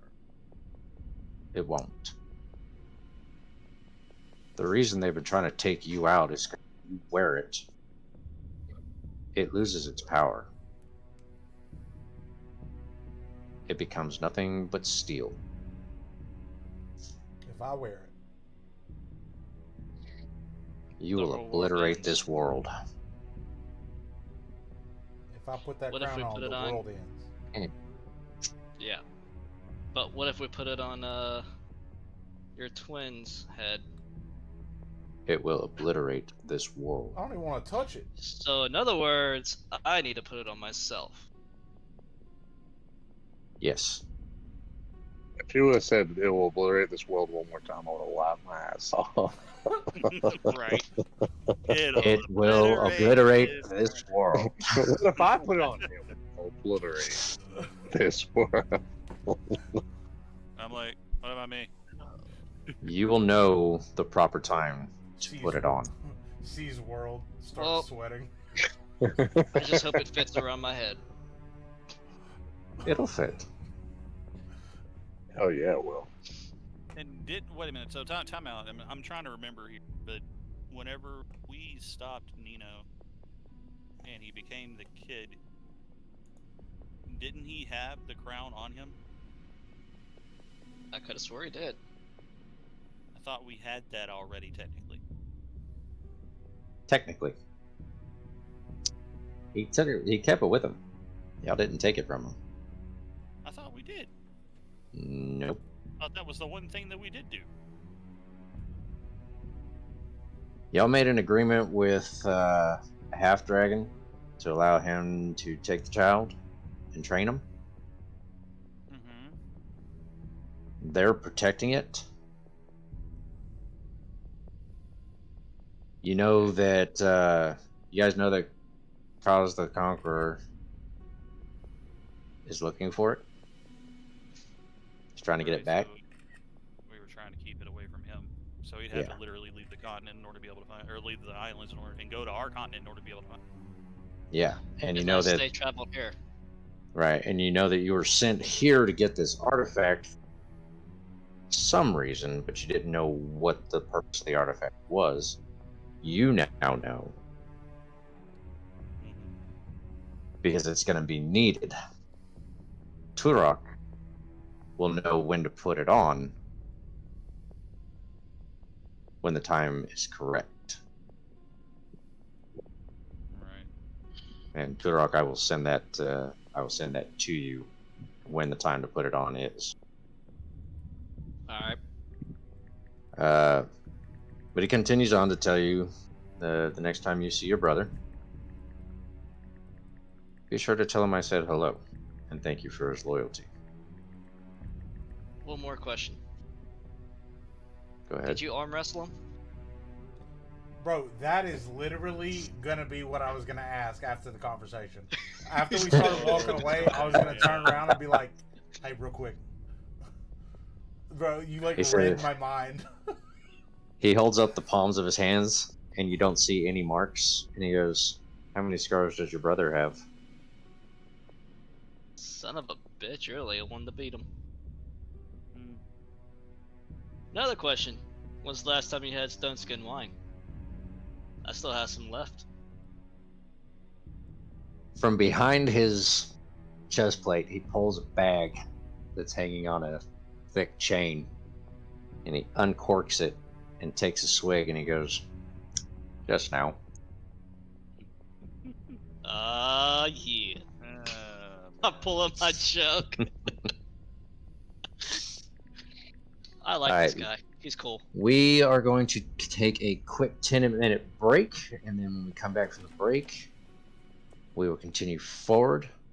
Before we do this, he's going to tell you, I can get you to Waywood in an instant, and I will close the door behind you. I will know when you've gotten your artifact, and I'll open the door to bring you back. Alright, quick question. Can you teach Ventus that little teleport trick? No. Ah, worth a shot. Sorry, Ventus. And when he says no, he fans out a deck of cards. And then does a quick jerk of the hand, and you see them fold back into a solid deck and disappear. I was gonna ask if I could do an Arcana check on them cards. Sure. I want to see if it's a magic item. Oh, I'm sure it A deck is. of many things. Jesus Christ! I Or swear if to God, it's- if it's a deck of many things, I'm gonna be pissed off. Probably. Was that investigate or what was it? It's gonna be a knowledge Arcana check. Yeah, it's going to be a knowledge Yeah. arcana. Oh yeah, duh. Can I do the same just thing? said- let's see. Skills. Arcana. 19. Okay. You can tell got that an it's 18. definitely heavily magical. It gives off a very heavy custom room vibe. Like he made this deck himself. Can I tell what the runes are? You know that it is a mixture of every possibility. Every like combination possibility. Yep. Oh boy. Oh boy. You opened up a whole other thing for saying now. Just let you know. Zane's gonna be in his lab. I got a deck of cards to work on here. Yep. So That's we're funny. gonna go beyond that now. Alright. Alright. We're gonna take our 10-minute So we're break. gonna- We'll be back. Yep. We'll be back in about 10 We will minutes. be back shortly. At 9:45. We'll be back at 9:55. Yep. Yep.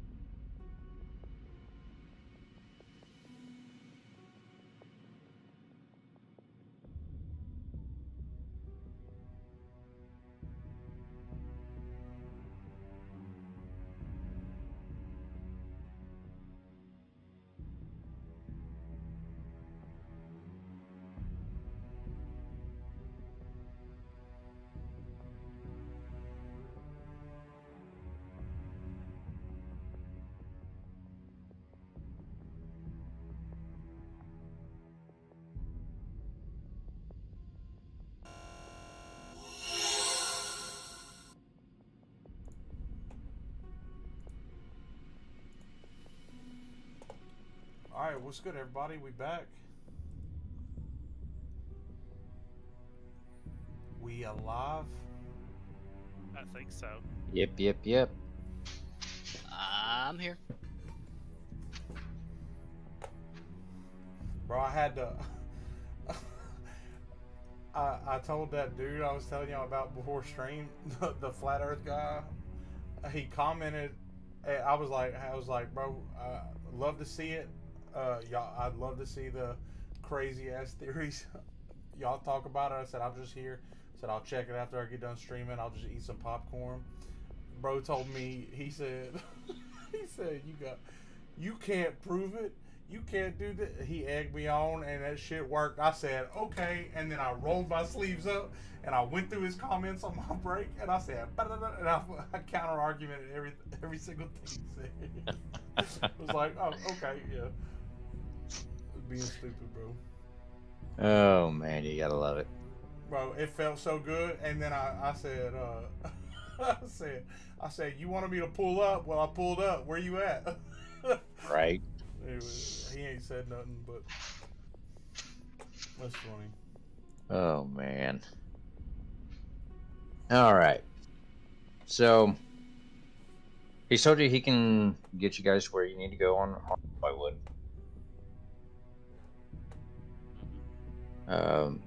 You guys are still sitting at the table. What are you guys doing from here?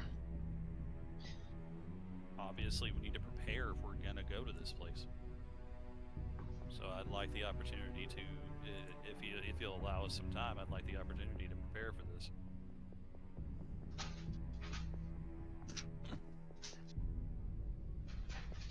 To just jump in and go somewhere. I mean, like as much as we, need to. What kind of prep are you trying to do?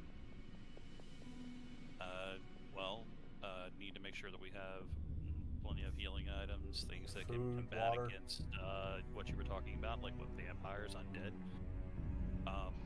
I need to have the stuff that I need for that, and so I need to go through here and see what all we've got on this ship in order to be able to fuck that shit up. I mean, Okay. prepare for the situation. He tells you, I'll give you 15 minutes. Time is of the essence. And as you said so eloquently earlier, you have no time. And so, like, you see, like, Zane not even say anything else. He just stands up from the table. Hi, and he walks up. He is on his way to go and take care of this shit. I don't know what y'all are doing, but that's what I'm doing. Alright. Hans, what are you doing? I am already sharpening my axe. Alrighty. Durak?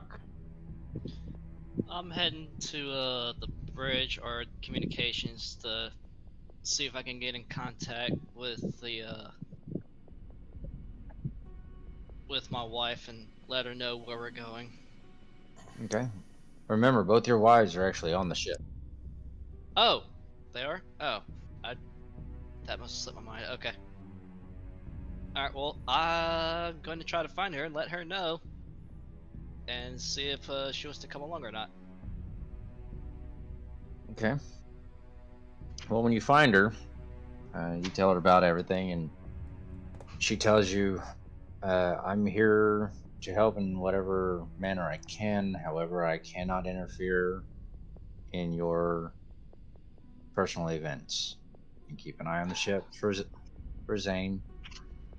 I can keep the crew safe, but I cannot join you on the ground. Father forbids it. Alright. Just would love to fight by her side one day. She looks at you with a smile and says, "Don't worry, that day will." Is it bad that I'm kind of wishing soon? Says no.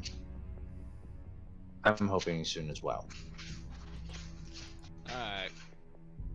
Well, do you mind telling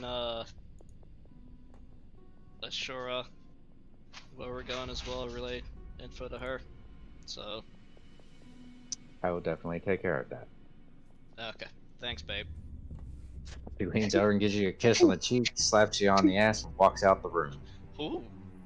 Damn. I Ventus? start to walk off. I look back, wink at her, and keep going. Slap ass. Yeah, I run right behind Zane, and I'm like, all right, let's double team this. What do we need? I'm like, Poor choice and of I'm words like, after what don't that.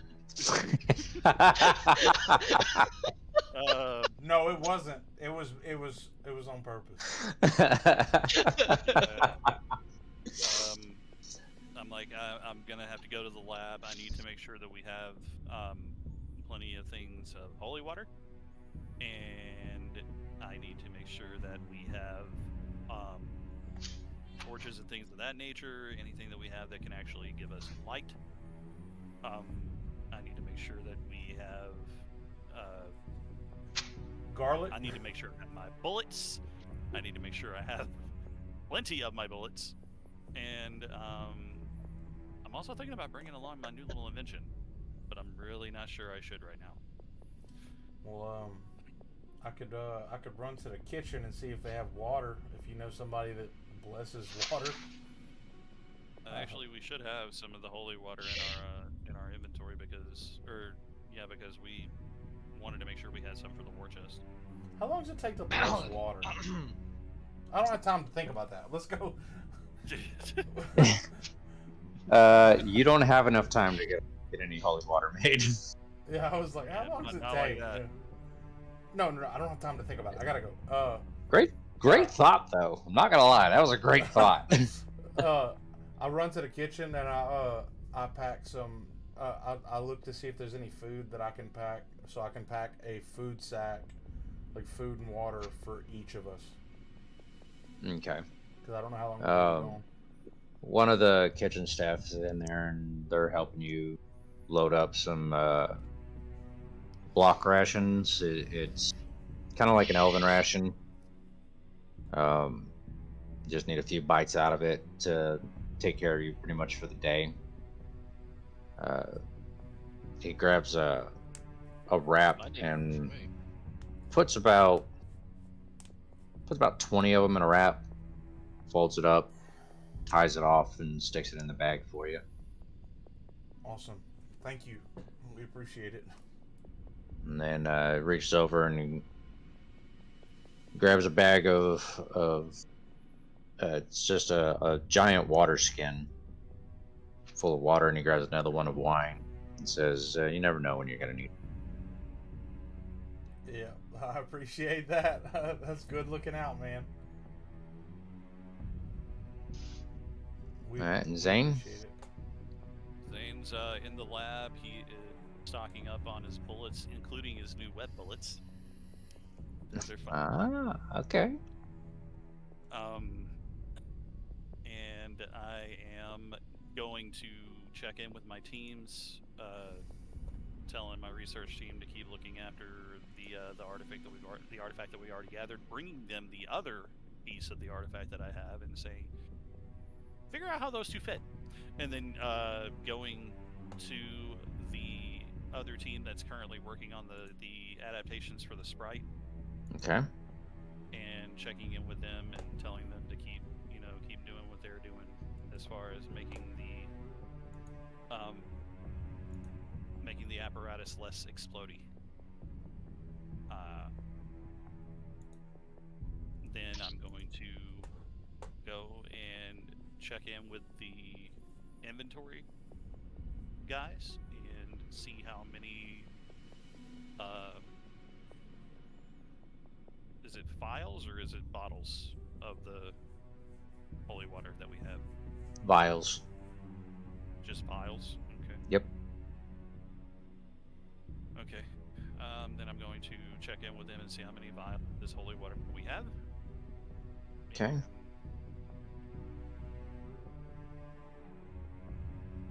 He gives a quick count and he says, we've got about 15. Okay. And then I think for a second, and I'm like, I need you to load those up in this, and I go and I grab this. Have you ever, you know those little balls that like expand out and come back in, like the little, Like a neck- puffer Little fish? toy balls. Yeah. Yeah, them little toy balls. Well, like I'm picturing this apparatus, right, that kind of does the same thing, but it does it like with a file holder. Wait, say that again? So, like it's like an accordion based like little file, like a file stand that can actually expand and contract. Yeah. So I kind of want to say, and I'm like load it up into this, and so that way I can put all the files, whatever you call them, together. Okay. And I can compact them down and place them in my Artificer's pack. Okay. Lons, while you're sitting there sharpening your axe, Uprahora is fanning through his deck of cards. And he grabs one and he slings it at your axe and bounces it off of it and catches it. And he does this a few times while you're sharpening.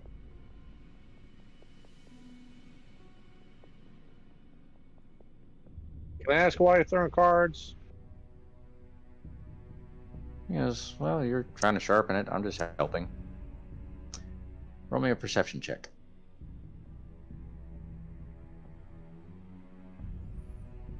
These cards. I really need these cards. This guy's about to turn me into Gambit, I swear. I've got ideas, okay?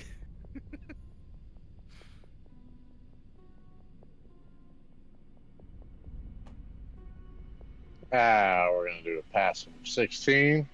Okay. So you see a very faint red glow run down the edge of the blade every time he bounces the card off of it. Right. He says, how sharp are you trying to make it? As he continues to bounce a card off. Well, I don't want to swing twice. Oh. He freezes a card in mid-motion, dissipates it in the air, grabs another card, and throws it at your axe. And it almost looks as if it imbues itself into the blade on impact. Interesting. He says, They do. What, that should do the trick. did it make it purple? Did it make it purple? No. But what it did do is it's going to give you a +2 to your attack. And it's also going to give you a +2 to damage. Oh, that's kind of handy. Yeah. He starts thumbing through his cards again. And he goes, you're a bard, right? That's correct. You want to see another trick? Yes, I do. He starts flipping the deck in his hand between his claws. Then he separates it into 2, then he separates it into 3, then he pulls them all into 1, and he pops a single card up the middle. And he slams the card against his head. And you see your mother sitting in front of you.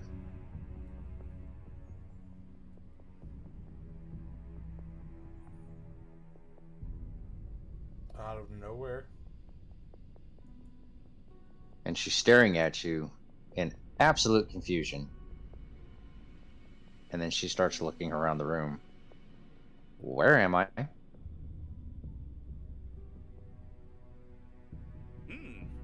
Try to check to see if she's real, and I put my hand Okay. on hers. She says, Lons, is that really you?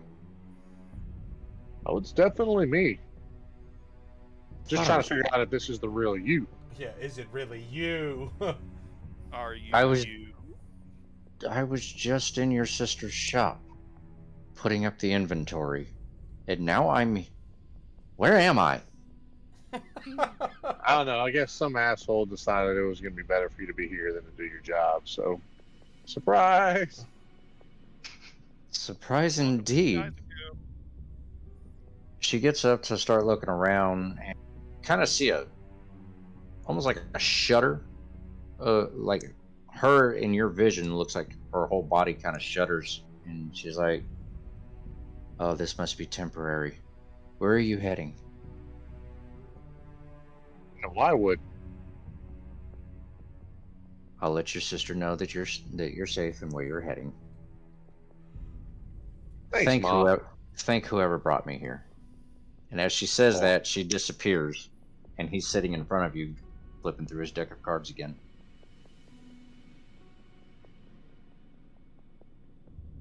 He goes, "How'd you like that trick?" That was super interesting. Did you choose who you brought here? "I did." I don't understand how you have that kind of control. He fans out the cards. You see the palm of his hand go completely wide, and he's got all the cards completely fanned out, sitting against his palm, without actually holding them. And he tells you, "I know you know about runes, obviously, because that's what this world works on." And he starts waving his hand back and forth. He says, "My particular skill allows me to make whatever I want for whatever purpose I need. I have 100% control over all rune abilities. In a way, you can say I am the living essence of runes." Seems a little bit arrogant to say that. It's only arrogant if it's false. I suppose. He says, "I've got one more trick for you." I swear This to God, one- if you bring any of my girlfriends in here, I'm gonna beat the shit out of you. He goes, he closes the deck and grins. "Nah, that would be too easy. There's a few that would love to say hi," and he lifts 3 cards with his fingers. God damn it. He says, No. I wouldn't. I would, but I won't do that to you. Not with such a critical situation about to happen." He says, "No, the one more trick is going to be what I like to call the 8. And he slides you a card, and it's completely blank. He says, "If you find yourself in a predicament where nothing you're doing is working, put this to your forehead. It'll reveal what it is, and you'll know exactly what it can do. Don't tell any of your friends about it, though." Oh, I'm not. The sage looks like he's licking his chops to get at my deck of cards.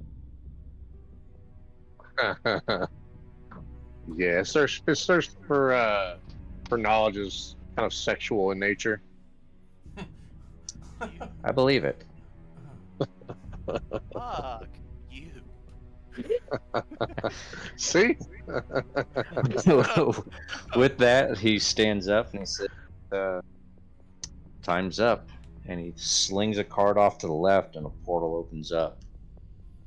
And you can see a gate through the other side of it. And I'm going to have to drop your tokens on here so you guys can actually see this.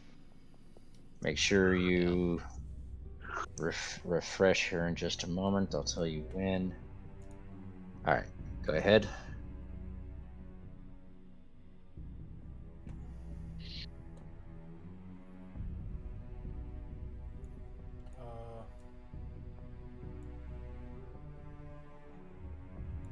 How much are we supposed to see? Just what's around your character. Okay.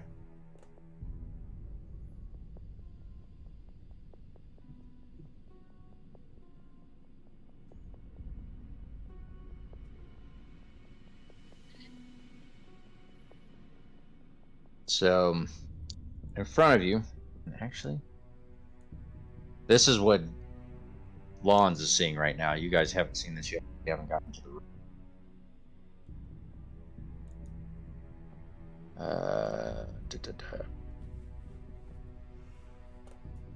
Try refreshing again. Let me know if you guys see everything.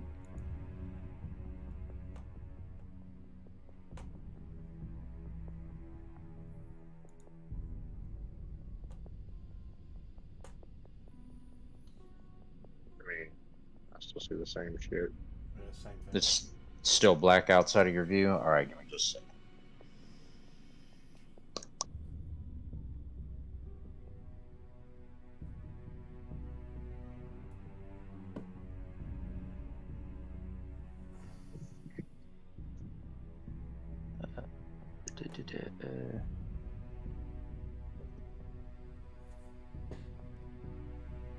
Try doing a refresh.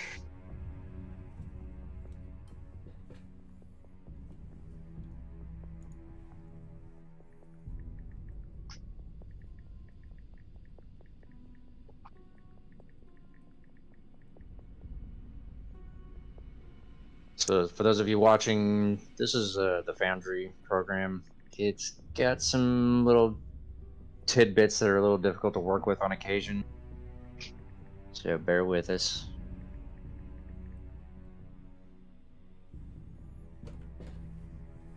You guys still seeing just black Yeah. in front of you? Same thing for I'm me. not. I mean, I see the surrounding area, but just not the whole map. Yeah. What about... Oh, no. That's definitely not the right one. Yay for learning curves. Why can't I just Yeah! Yeah, every time he Try it loads now. new- Refresh. Yeah, there it is. Okay. So, Lawns, this is what you see through the gate. And as the rest of you approach, you see Lawns sitting at the table with his axe, you see the portal, and you see Uprahora standing next to it waiting for you.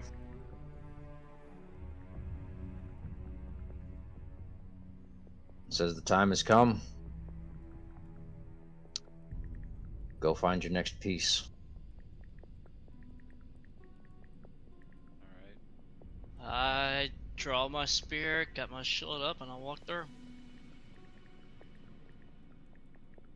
I've got Zane there, and he's kind of in his modified armor, and he's got his void breaker, and he puts it in his holster, and he's got his artificer pack over the other shoulder, and he's clasped that together around the front.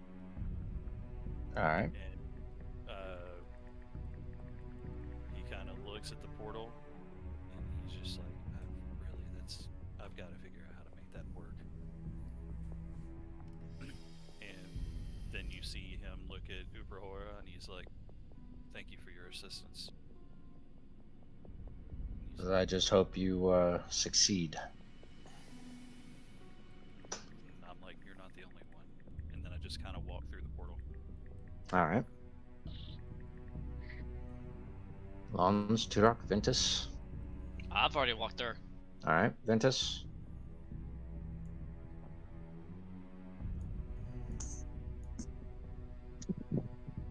Oh, you don't have to move your token, I'm just asking it. Oh,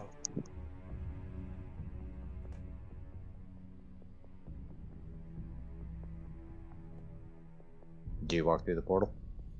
yeah. I misunderstood you. Ah, okay. And Lawns, I'm assuming you're going through now as well? Yep. Alright.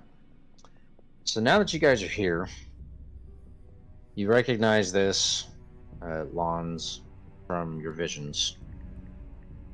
You have options of where to go, and currently we're standing on a street in front of a massive building.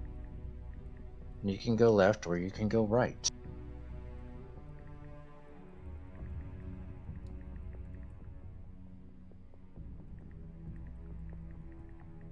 Where would you guys like to go? I'm going to inspect the building itself and see if there's any writing on the towers or anything like that that I can get a sense of what all this is about. Okay. So I'll kind of be here-ish. All right. So as you're looking at it, you can definitely tell these buildings are very, very old. You don't really see architecture like this anymore. It's somehow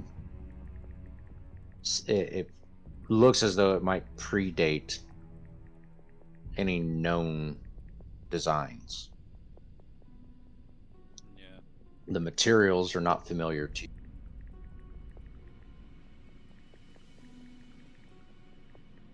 Okay.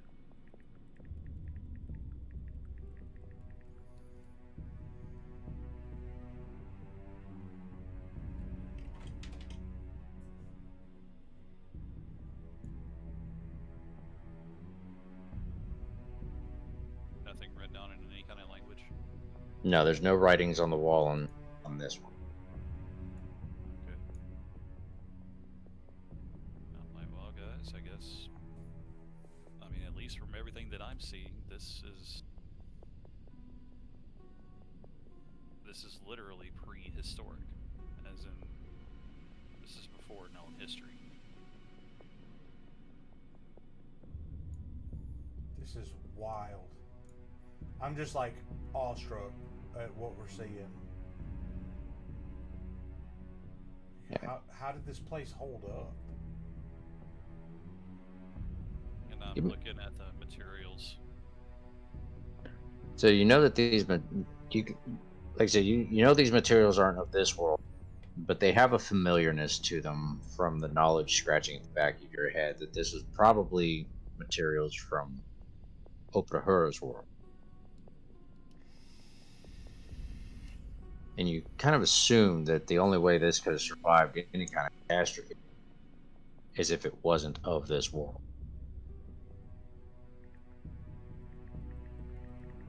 I think literally the material that it's made of is not able to be affected by the elements and things of our world. So that's my understanding, is that this place is literally made of things that aren't from our planet.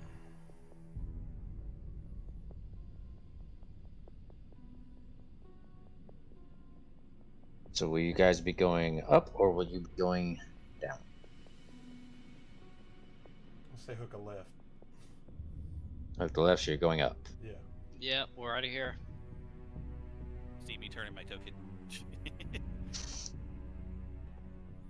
Yes, we see. Alright. So going to the left. I'm gonna drop you guys all in here.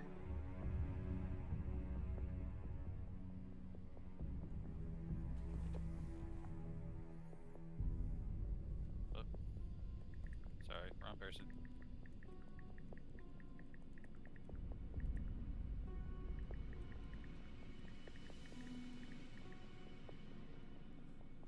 How do you rotate? So Gotta hold shift click your down. token, Yeah, you Yeah. click Alright. your token. hold shift, and A turns them left, W turns it up, D turns it right, S turns it down. Ah. Neat. And you can also use WAS and D in order to move the token this way, that way. Yep. Gonna do a perception check down the way. Okay. Yeah, I'll join. Why not?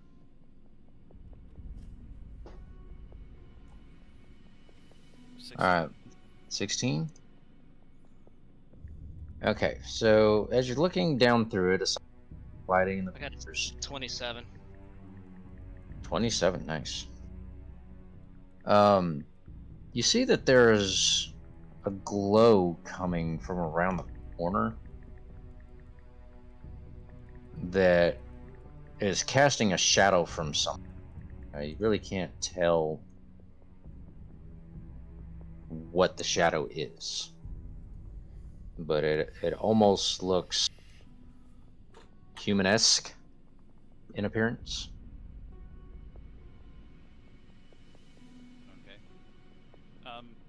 ask you a question real quick.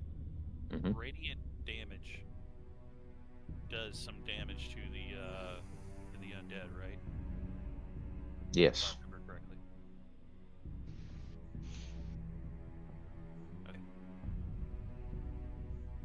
So, you're gonna see Zane kind of pull out Voidbreaker and open up the cylinder, and you're gonna watch him open up the pouches on his right hip and pull out a a quick loader, and it's full of the purple bullets. That's going into the gun. All right. Oh, that's another thing I need to ask you. Okay. Last time, my gun, we talked about Voidbreaker, and that the reason it can do 2d8 damage is because it fires 2 bullets Yes. at the same time. Yes. Does that mean that both bullets each get the spell power? Attached to them? Yes. Yeah, it's whatever spells attached to those bullets. Okay. So instead, because You haven't been adding both, have you? it's 6d6 per bullet. God damn. This is a damn good gun. 12 per shot guaranteed. 12d6 per shot. But he has No, to hit. Plus that the damage minimum- of the bullets. A minimum of I have to hit. 12. Jesus. Yeah. Exactly. I forgot to add that other 66 in there. So Yeah. Baylor should have been like dead, but I guess it's good. Anyway, now we know at least that the undead are not going to be liking me at all. No, they're not. But anyway, back to what you were asking about. What you see? You see that. You do see. I don't know if you guys can see my mouse moving on the screen. Yes, sir, we can. Oh, good. So right here, on this column, you can kind of see some unknown writing. Ventus, the writing looks familiar to you. Not me though. I see it. What does it say? Well, I said it looks familiar. I didn't say you could read it. Okay. Got you. Do you want to attempt to read it? Yeah, I'll give it a shot. All right. Give me a knowledge check. Okay. What would that be? Knowledge history or history Knowledge or- language. Well, that's not language. Do we have language? We don't have a language skill. Got history, insight, religion. You might be able to use religion. I would Seeing as you know that this temple is built in honor of someone not of this world that was worshipped as a god. Hold up.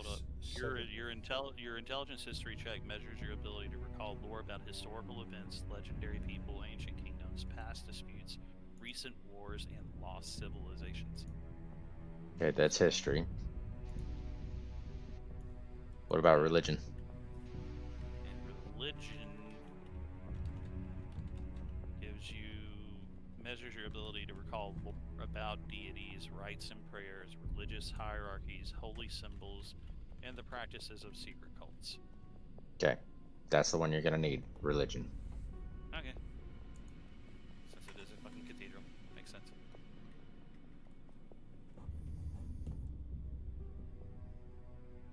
Can I do this too, or is it just him? Sure. You sure can. This motherfucker, I want to know. I'm always wanting to know. Oh, never mind. Nope, I ain't gonna know shit. I'm gonna have that's an 8 total. Damn. I really want to know.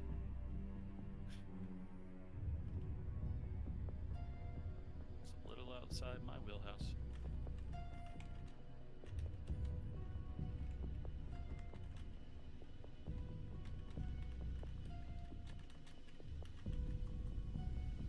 So what you got, Ventus? Oh, I got a 17. 17? Nice. All right. The fact that you're Says going it- more is gonna irk him. When you're looking at it, you recognize some of the words on it, and you immediately recognize Upro's name. Was that You essentially assume that it, with the few words that are on there, that praise Upahora, praise Edengard, thank you, protection. These are the words that you that you are actually able to decipher.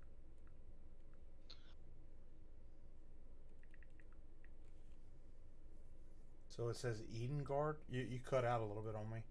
Yes. Okay. And it says praise Uprahora, praise the Eden Guard. Okay. I didn't hear any of that. I heard Edengard. So praise what? Uprahora? Okay. Praise Uprahora, praise Edengard. Yeah. And thank you and something else. Okay. Thank you and Dude. protection. Thank you and protection. Yes. Yeah, those are the words that you're able to decipher off of it. Okay. So I relay that to the guys. Like, so Uprahora was. Wait, real quick. Did Zane ever mention out loud Uprahora to us? He said his name out loud, and that's when Yeah. grabbed him by the jacket. Right, but did we hear him say that? Oh yeah. Okay, I just wanted to make sure. So I point out that it says, you know, praise Uprahora, praise the Edengard, and I almost feel like I got chills from reading it, like All right. like goosebumps. But I don't know why. I don't understand. Okay. All right, Longe, are you doing anything in this point? I'm just kind of looking around and kind of piecing together the dream with what I'm looking at. Okay. See if I can get a juxtaposition of where I'm at. So from the vision that you had, you know that somewhere in this area there is a shrine of some sort. Okay. The only part of the shrine that you remember is seeing an armored hand and the hand itself was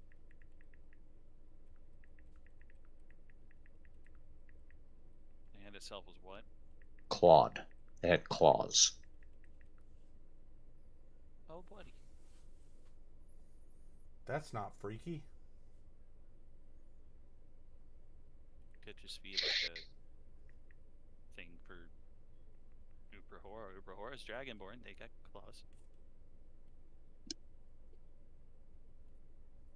Okay. Well, if that's the case, guys, if y'all happen to see any statue of any kind, let me know. It might lead me a little bit closer to where I was in my dream.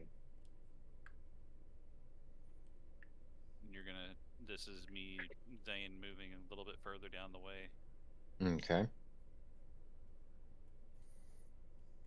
And I'm gonna actually stop right here.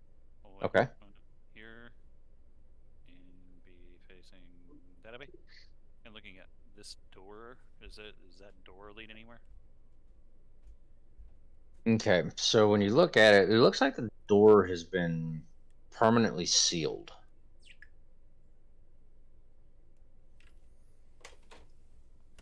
In what way?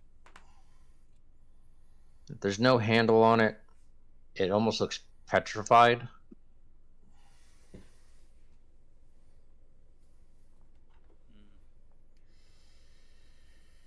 Roll me This way. give me a perception roll. That's gonna be a dirty 20. Dirty 20. Mhm. All right. You can kind of sense that this was intentional. Somebody or something sealed this off. It's like, well, hopefully this isn't the only means of egress. Maybe we can check around the building and see if there might be another way in. All right. Somebody, I let them know somebody intentionally did this. So it's either somebody didn't want anybody to be in, or somebody was trying to keep something in there from being out here.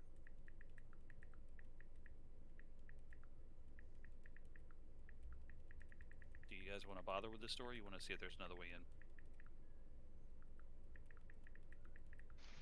I say we find another way in, if we can. Ventus Lawns?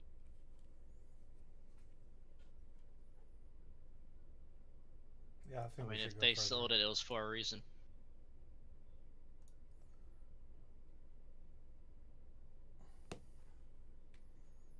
All right. So you guys continue on to the end. Yeah, I say think we so. keep going. All right. Like, what about? Oh, never mind. Okay. I guess that answers that question. So, as you guys hit the end, you're now able to see where the light's shining from.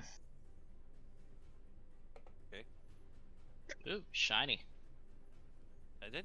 Don't get up. I'm like walking behind him, like, stop. Don't trust What? anything. Well, oddly enough, before you even say stop, Turok stops dead in his tracks.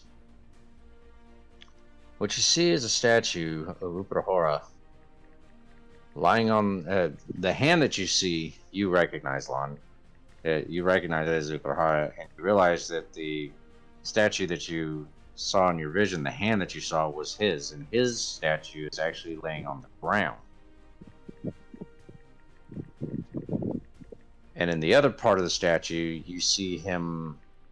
It's a depiction of a grouping of cards coming from the palm of the opposite hand, moving at another statue that's standing over him, trying to pierce him with a spear.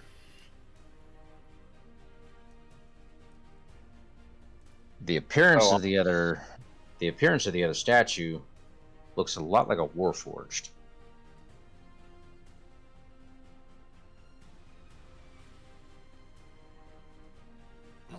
I wish I knew That probably sets off some bells in my head. more about Warforged. I wish I knew more about them. What did you say, Zane? I said that probably sets off some bells in my head. Yep. So is this ancient tech also? I wonder. Just speculating. It's so Zane would know that this is not only ancient but recently discovered tech. Because we actually fought a Warforged whenever we were in the thing, remember? They were part of that. Yeah, I do remember that.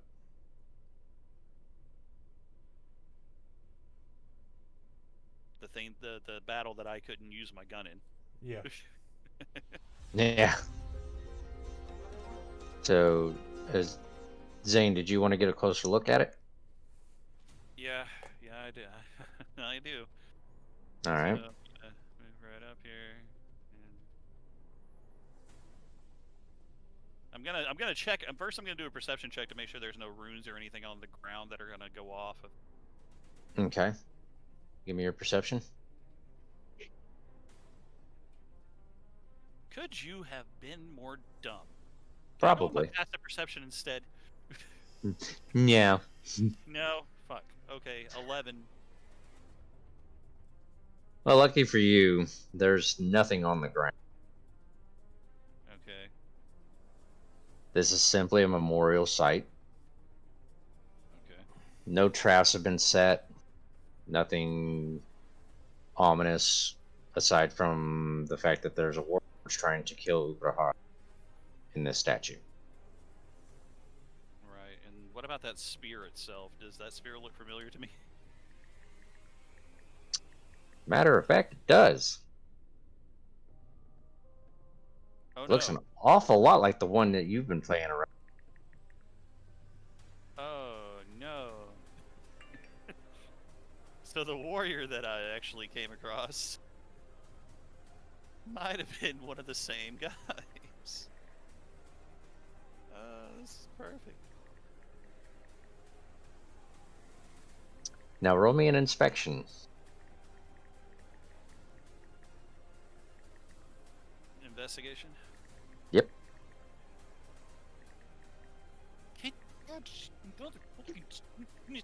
It's an 8.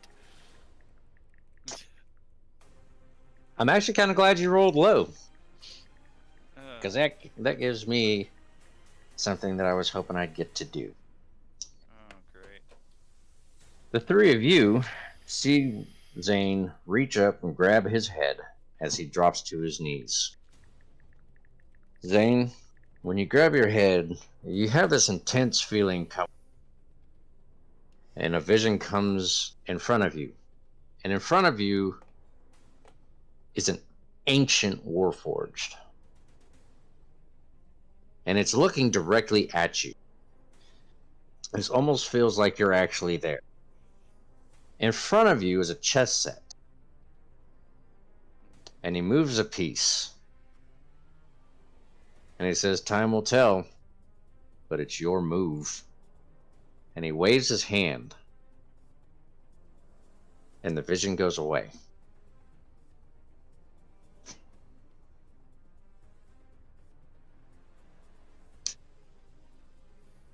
And I guess the intense feeling goes away too.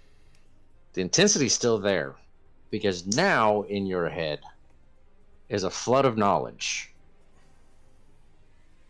And the irony of what was said is that was the Eden Guard of Time,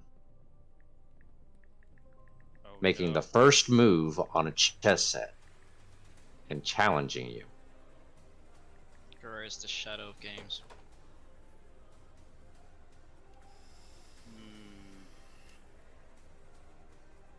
Challenging me to a game of chess? What do these pieces even do?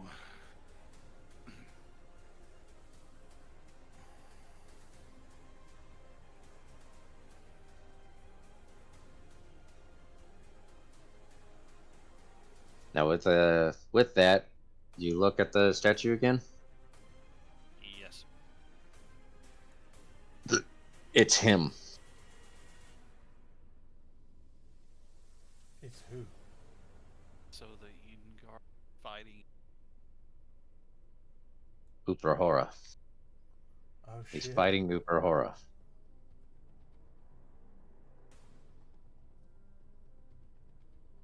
And I look at Ventus and you guys were totally screwed up.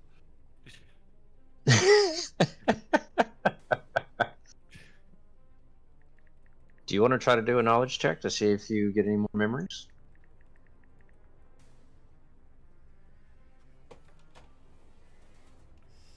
You talking to me or you talking to him? You. Yeah, sure. You want me to do for the history? Yeah.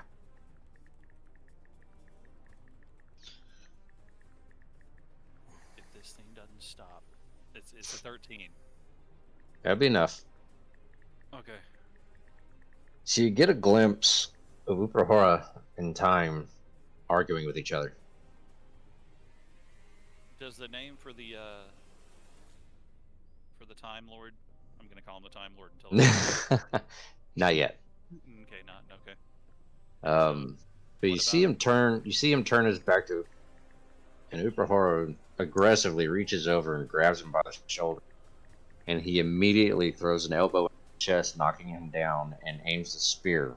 And now you see that exact stance of the statue before you, and you hear Time tell him, "It is not yet upon us. don't rush.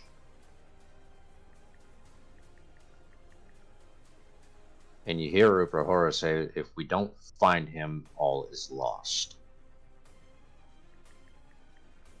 And the memory fades.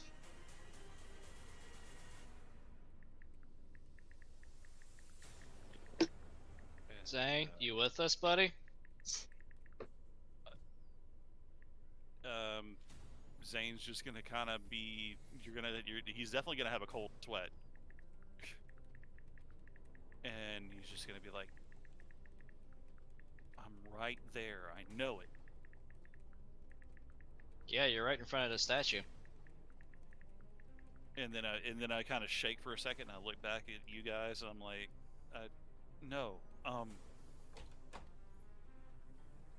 And then I point to the statue, and I'm like, Kronos, and I'm just trying to, I'm like waving my hand in almost confused fashion. I'm the Lord of Time, and then I'm like, and then I'm like, this guy fought Uprahora, and I'm like, he's trying to tell him that there's something that they need to do but they say the Lord of Time is trying to caution them and tell them that they just need more time, or they don't need to rush.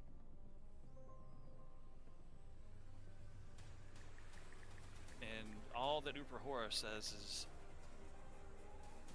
that if they don't find him, that all is lost. And I kind of point at Ventus, and I'm like, I think they were talking about you. I mean, given what Uprahora told us, I assume so as well. Well, that's fucking bonkers. Ventus, I'm not trying to make you think that I'm not trying to weigh you down with more than what you can handle here, but I need you to understand. When your father found you,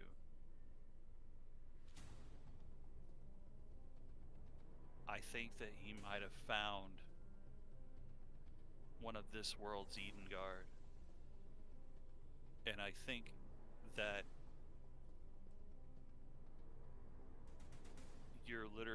you and Kayat both are part of the same being that once was a part of this guard.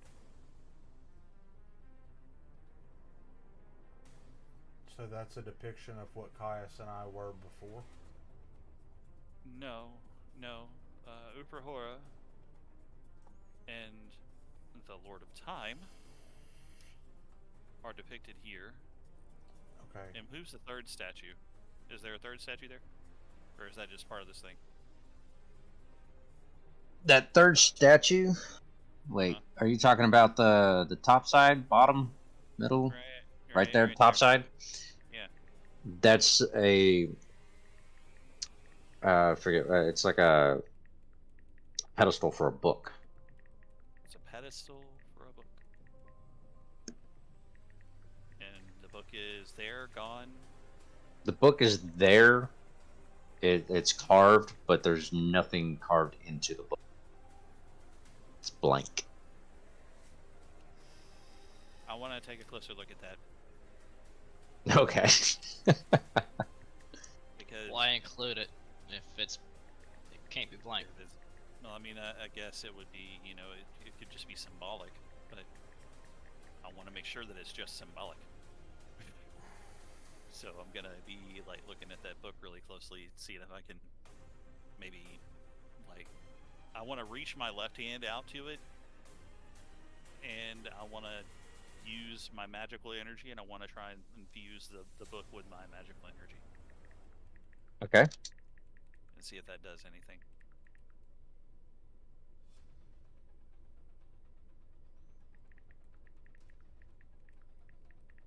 All right.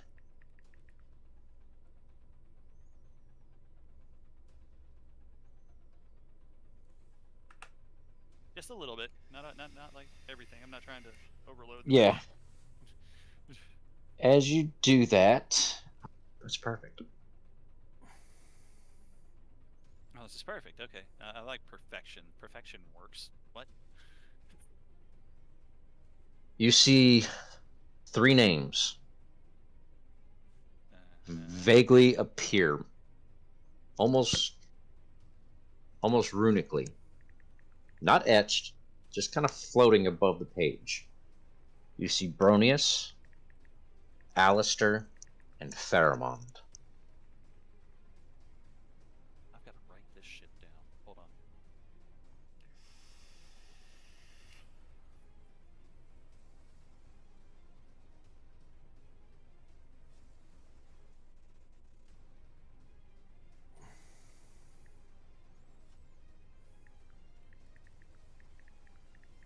Bromius. Bronius, Bronius. Alistair, Alaister. Okay. Pharamond, Faramond. A-M? Yes. O-N-D? Yes. Okay, Bronius, Alistair, and Pharamond. Next to those names, you see next to Bronius says Autumn Cerberus. Autumn Autumn Bronius Cerberus. Bronius, the Autumn Cerberus. Oh, okay. It's a title. Next That's to Pharamond. That's a dope title. Next to Pharamond, you see Discovery Guard.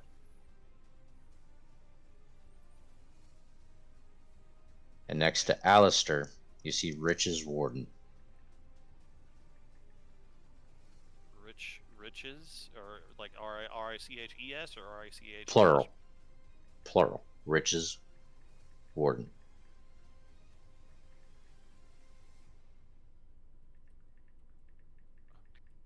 So the Protector of Autumn, like the season Autumn? Yep. So like the Protector of the Gate of Autumn, I guess, or got Riches Warden, so I guess maybe like the Garden of the Treasury, or the Guardian of the Treasury, Discovery, which I guess stops people from learning too much? Kind of. So, Autumn Cerberus, this name kind of comes into recognition a little bit in your head from the knowledge that you've been given. Autumn Cerberus is a literal guardian. What it's guarding, you don't know. Pharamond, the Discovery Guard, is someone who is literally put in place to prevent you from finding a specific location. The location you're not really sure of. And Alistair, the Riches Warden, is in the very room the Autumn Cerberus is protecting. And I guess he's guarding those riches. Yes. So those two are going to be fucking beasts. And that guy trying to stop them from discovering where it is, I bet you they're all protecting basically that location. They're pretty much in charge of that. Yep. Do you want to push a little bit harder? Yeah, I'm gonna try and infuse it with even a little bit more magical energy and see if it goes. Okay. You see 2 more names. Oh boy. Noda Yavasor. Spell it. Noda. Noda. Vavassor. So Noda Vavassor. 2 separate words. That's one name. The other one is Andras, Andras, Lackwood, Lackwood.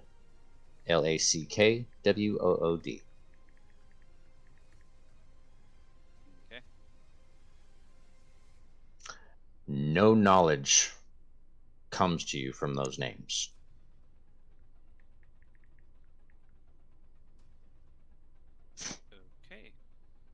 question marks beside them. I am going to make some.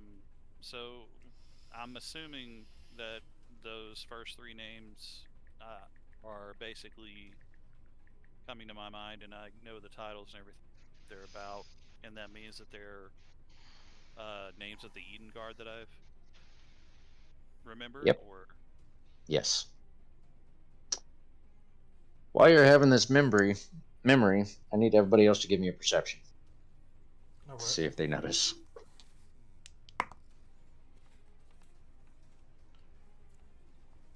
13. 13. Yeah. All right. Turok.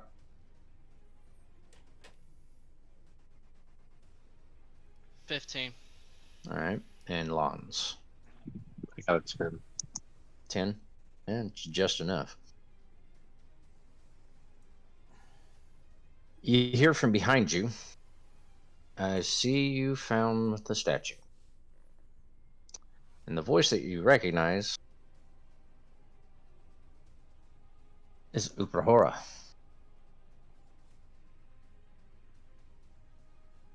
and I'm looking at him, or is it him, or is it like a vision of? It's him.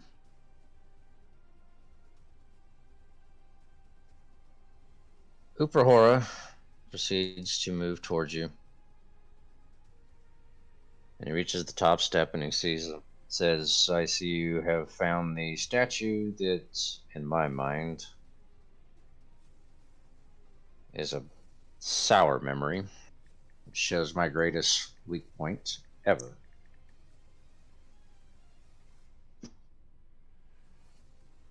It's like you were in a rush to find him. He turns So and he it's like looks at Patience. he turns and looks at Ventus and says, "Yes, I was."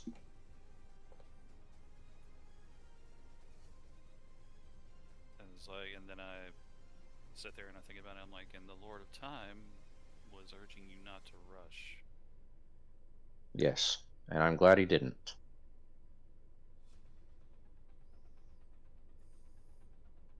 Didn't The or did? reason didn't. I'm glad he didn't let me rush. Oh, okay. He says, Eamon is very particular. Okay, say that again. Eamon? Amond. Eamon. Eamonn.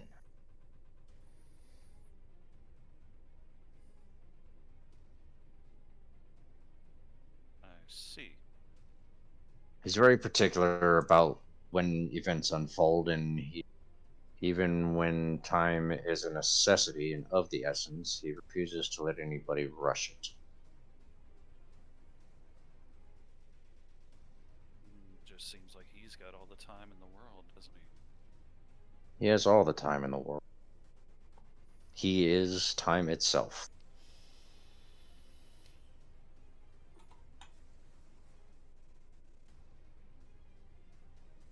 What can you tell me about Noda Vavasor?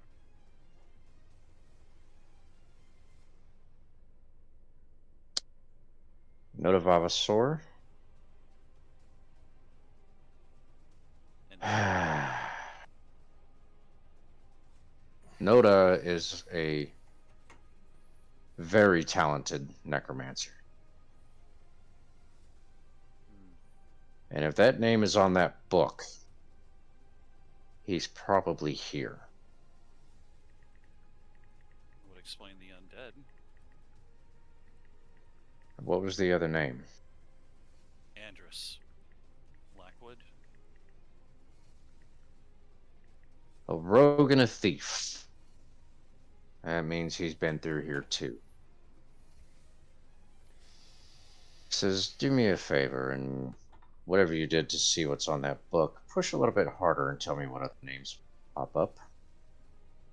And so I actually pull my hand away from it for a second, and you see me like open up the arm you see me like push like 2 different dials, and the arm actually opens up, and then I'm like grabbing one of the tools that are like located on the inside of it, like right here, Mhm.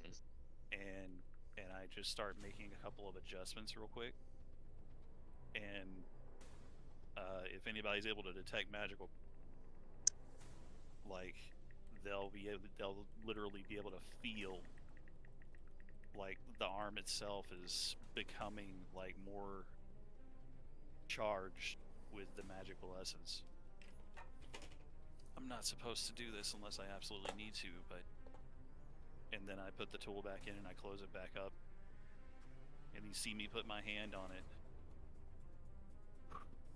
and then I close my eyes for a second, and then you can literally see the arm just start to get enraptured by like magical energy as I'm pushing it right into the book as hard as I can, basically. As you do that, kind of a spectral appearance shows up between you guys, and it's just this long list. It's almost as if a page, a ghostly form of a page, appears in front of everyone to see and begins scrolling, and you just see thousands of names coming up, and all these names have lines. And it goes for several moments until it gets down to your names, names of the ones on this list that popped up that don't have a line through them, aside from the names that you initially saw. You said our names were in it? Yes. So it's anybody who visits this statue. It's like a guest registration? What? Pretty much. No. Come on. They can't be that simple. It says, do you say that out loud? You're talking Turok? Zane. And I'm like, so wait a minute, is it like a guest registration? Do you say it can't be that simple? It can't be that simple. Okay. He looks at you and he goes, actually, it is. Sometimes simple is the most efficient, and nobody knows that they're being reported into that book when they come into my cathedral. So why are these other names crossed out? I would say they're dead.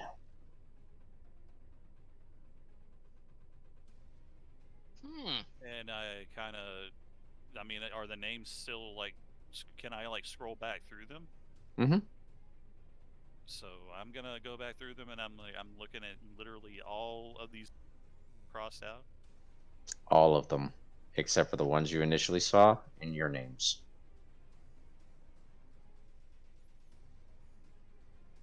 And I'm like, who killed them? Time. And I'm He like, walks over and takes a bit of a closer look at it. Turok, did you say time out loud? Yeah. Says no. This definitely wasn't time's doing. Well, Because if you not exactly what I meant. He says if you look at these are all unnatural deaths. Which means your necromancer has been feeding off their life. He's here. I was just gonna suggest that these were visited long time ago, and they died of natural causes or some shit. Come on. And he says not it's exactly natural causes. Were just the recent ones to visit after so long. Yeah. He says I can see where you would assume that, and then he scrolls back down the list and shows the last 100 names just before yours. He says all of these have been in the last few months. Oh. And he stops at one particular name. Cast destroy, cast destroy, cast destroy. No. You're hoping too much. And by the way, if that means that if that actually happened, that means that what's there now, whoever the Cast Destroyer is there now, is literally a walking undead. Let's not go there, please. Yeah. So he goes, this one, Ramona, the language curator.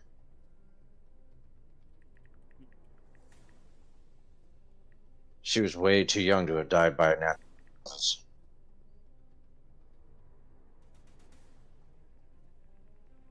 She was only in her 20s. So you're saying that one of your Edengard, one of you guys. He says, "Oh, make no mistake.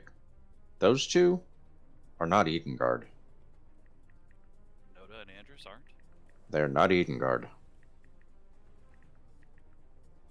They're of your world."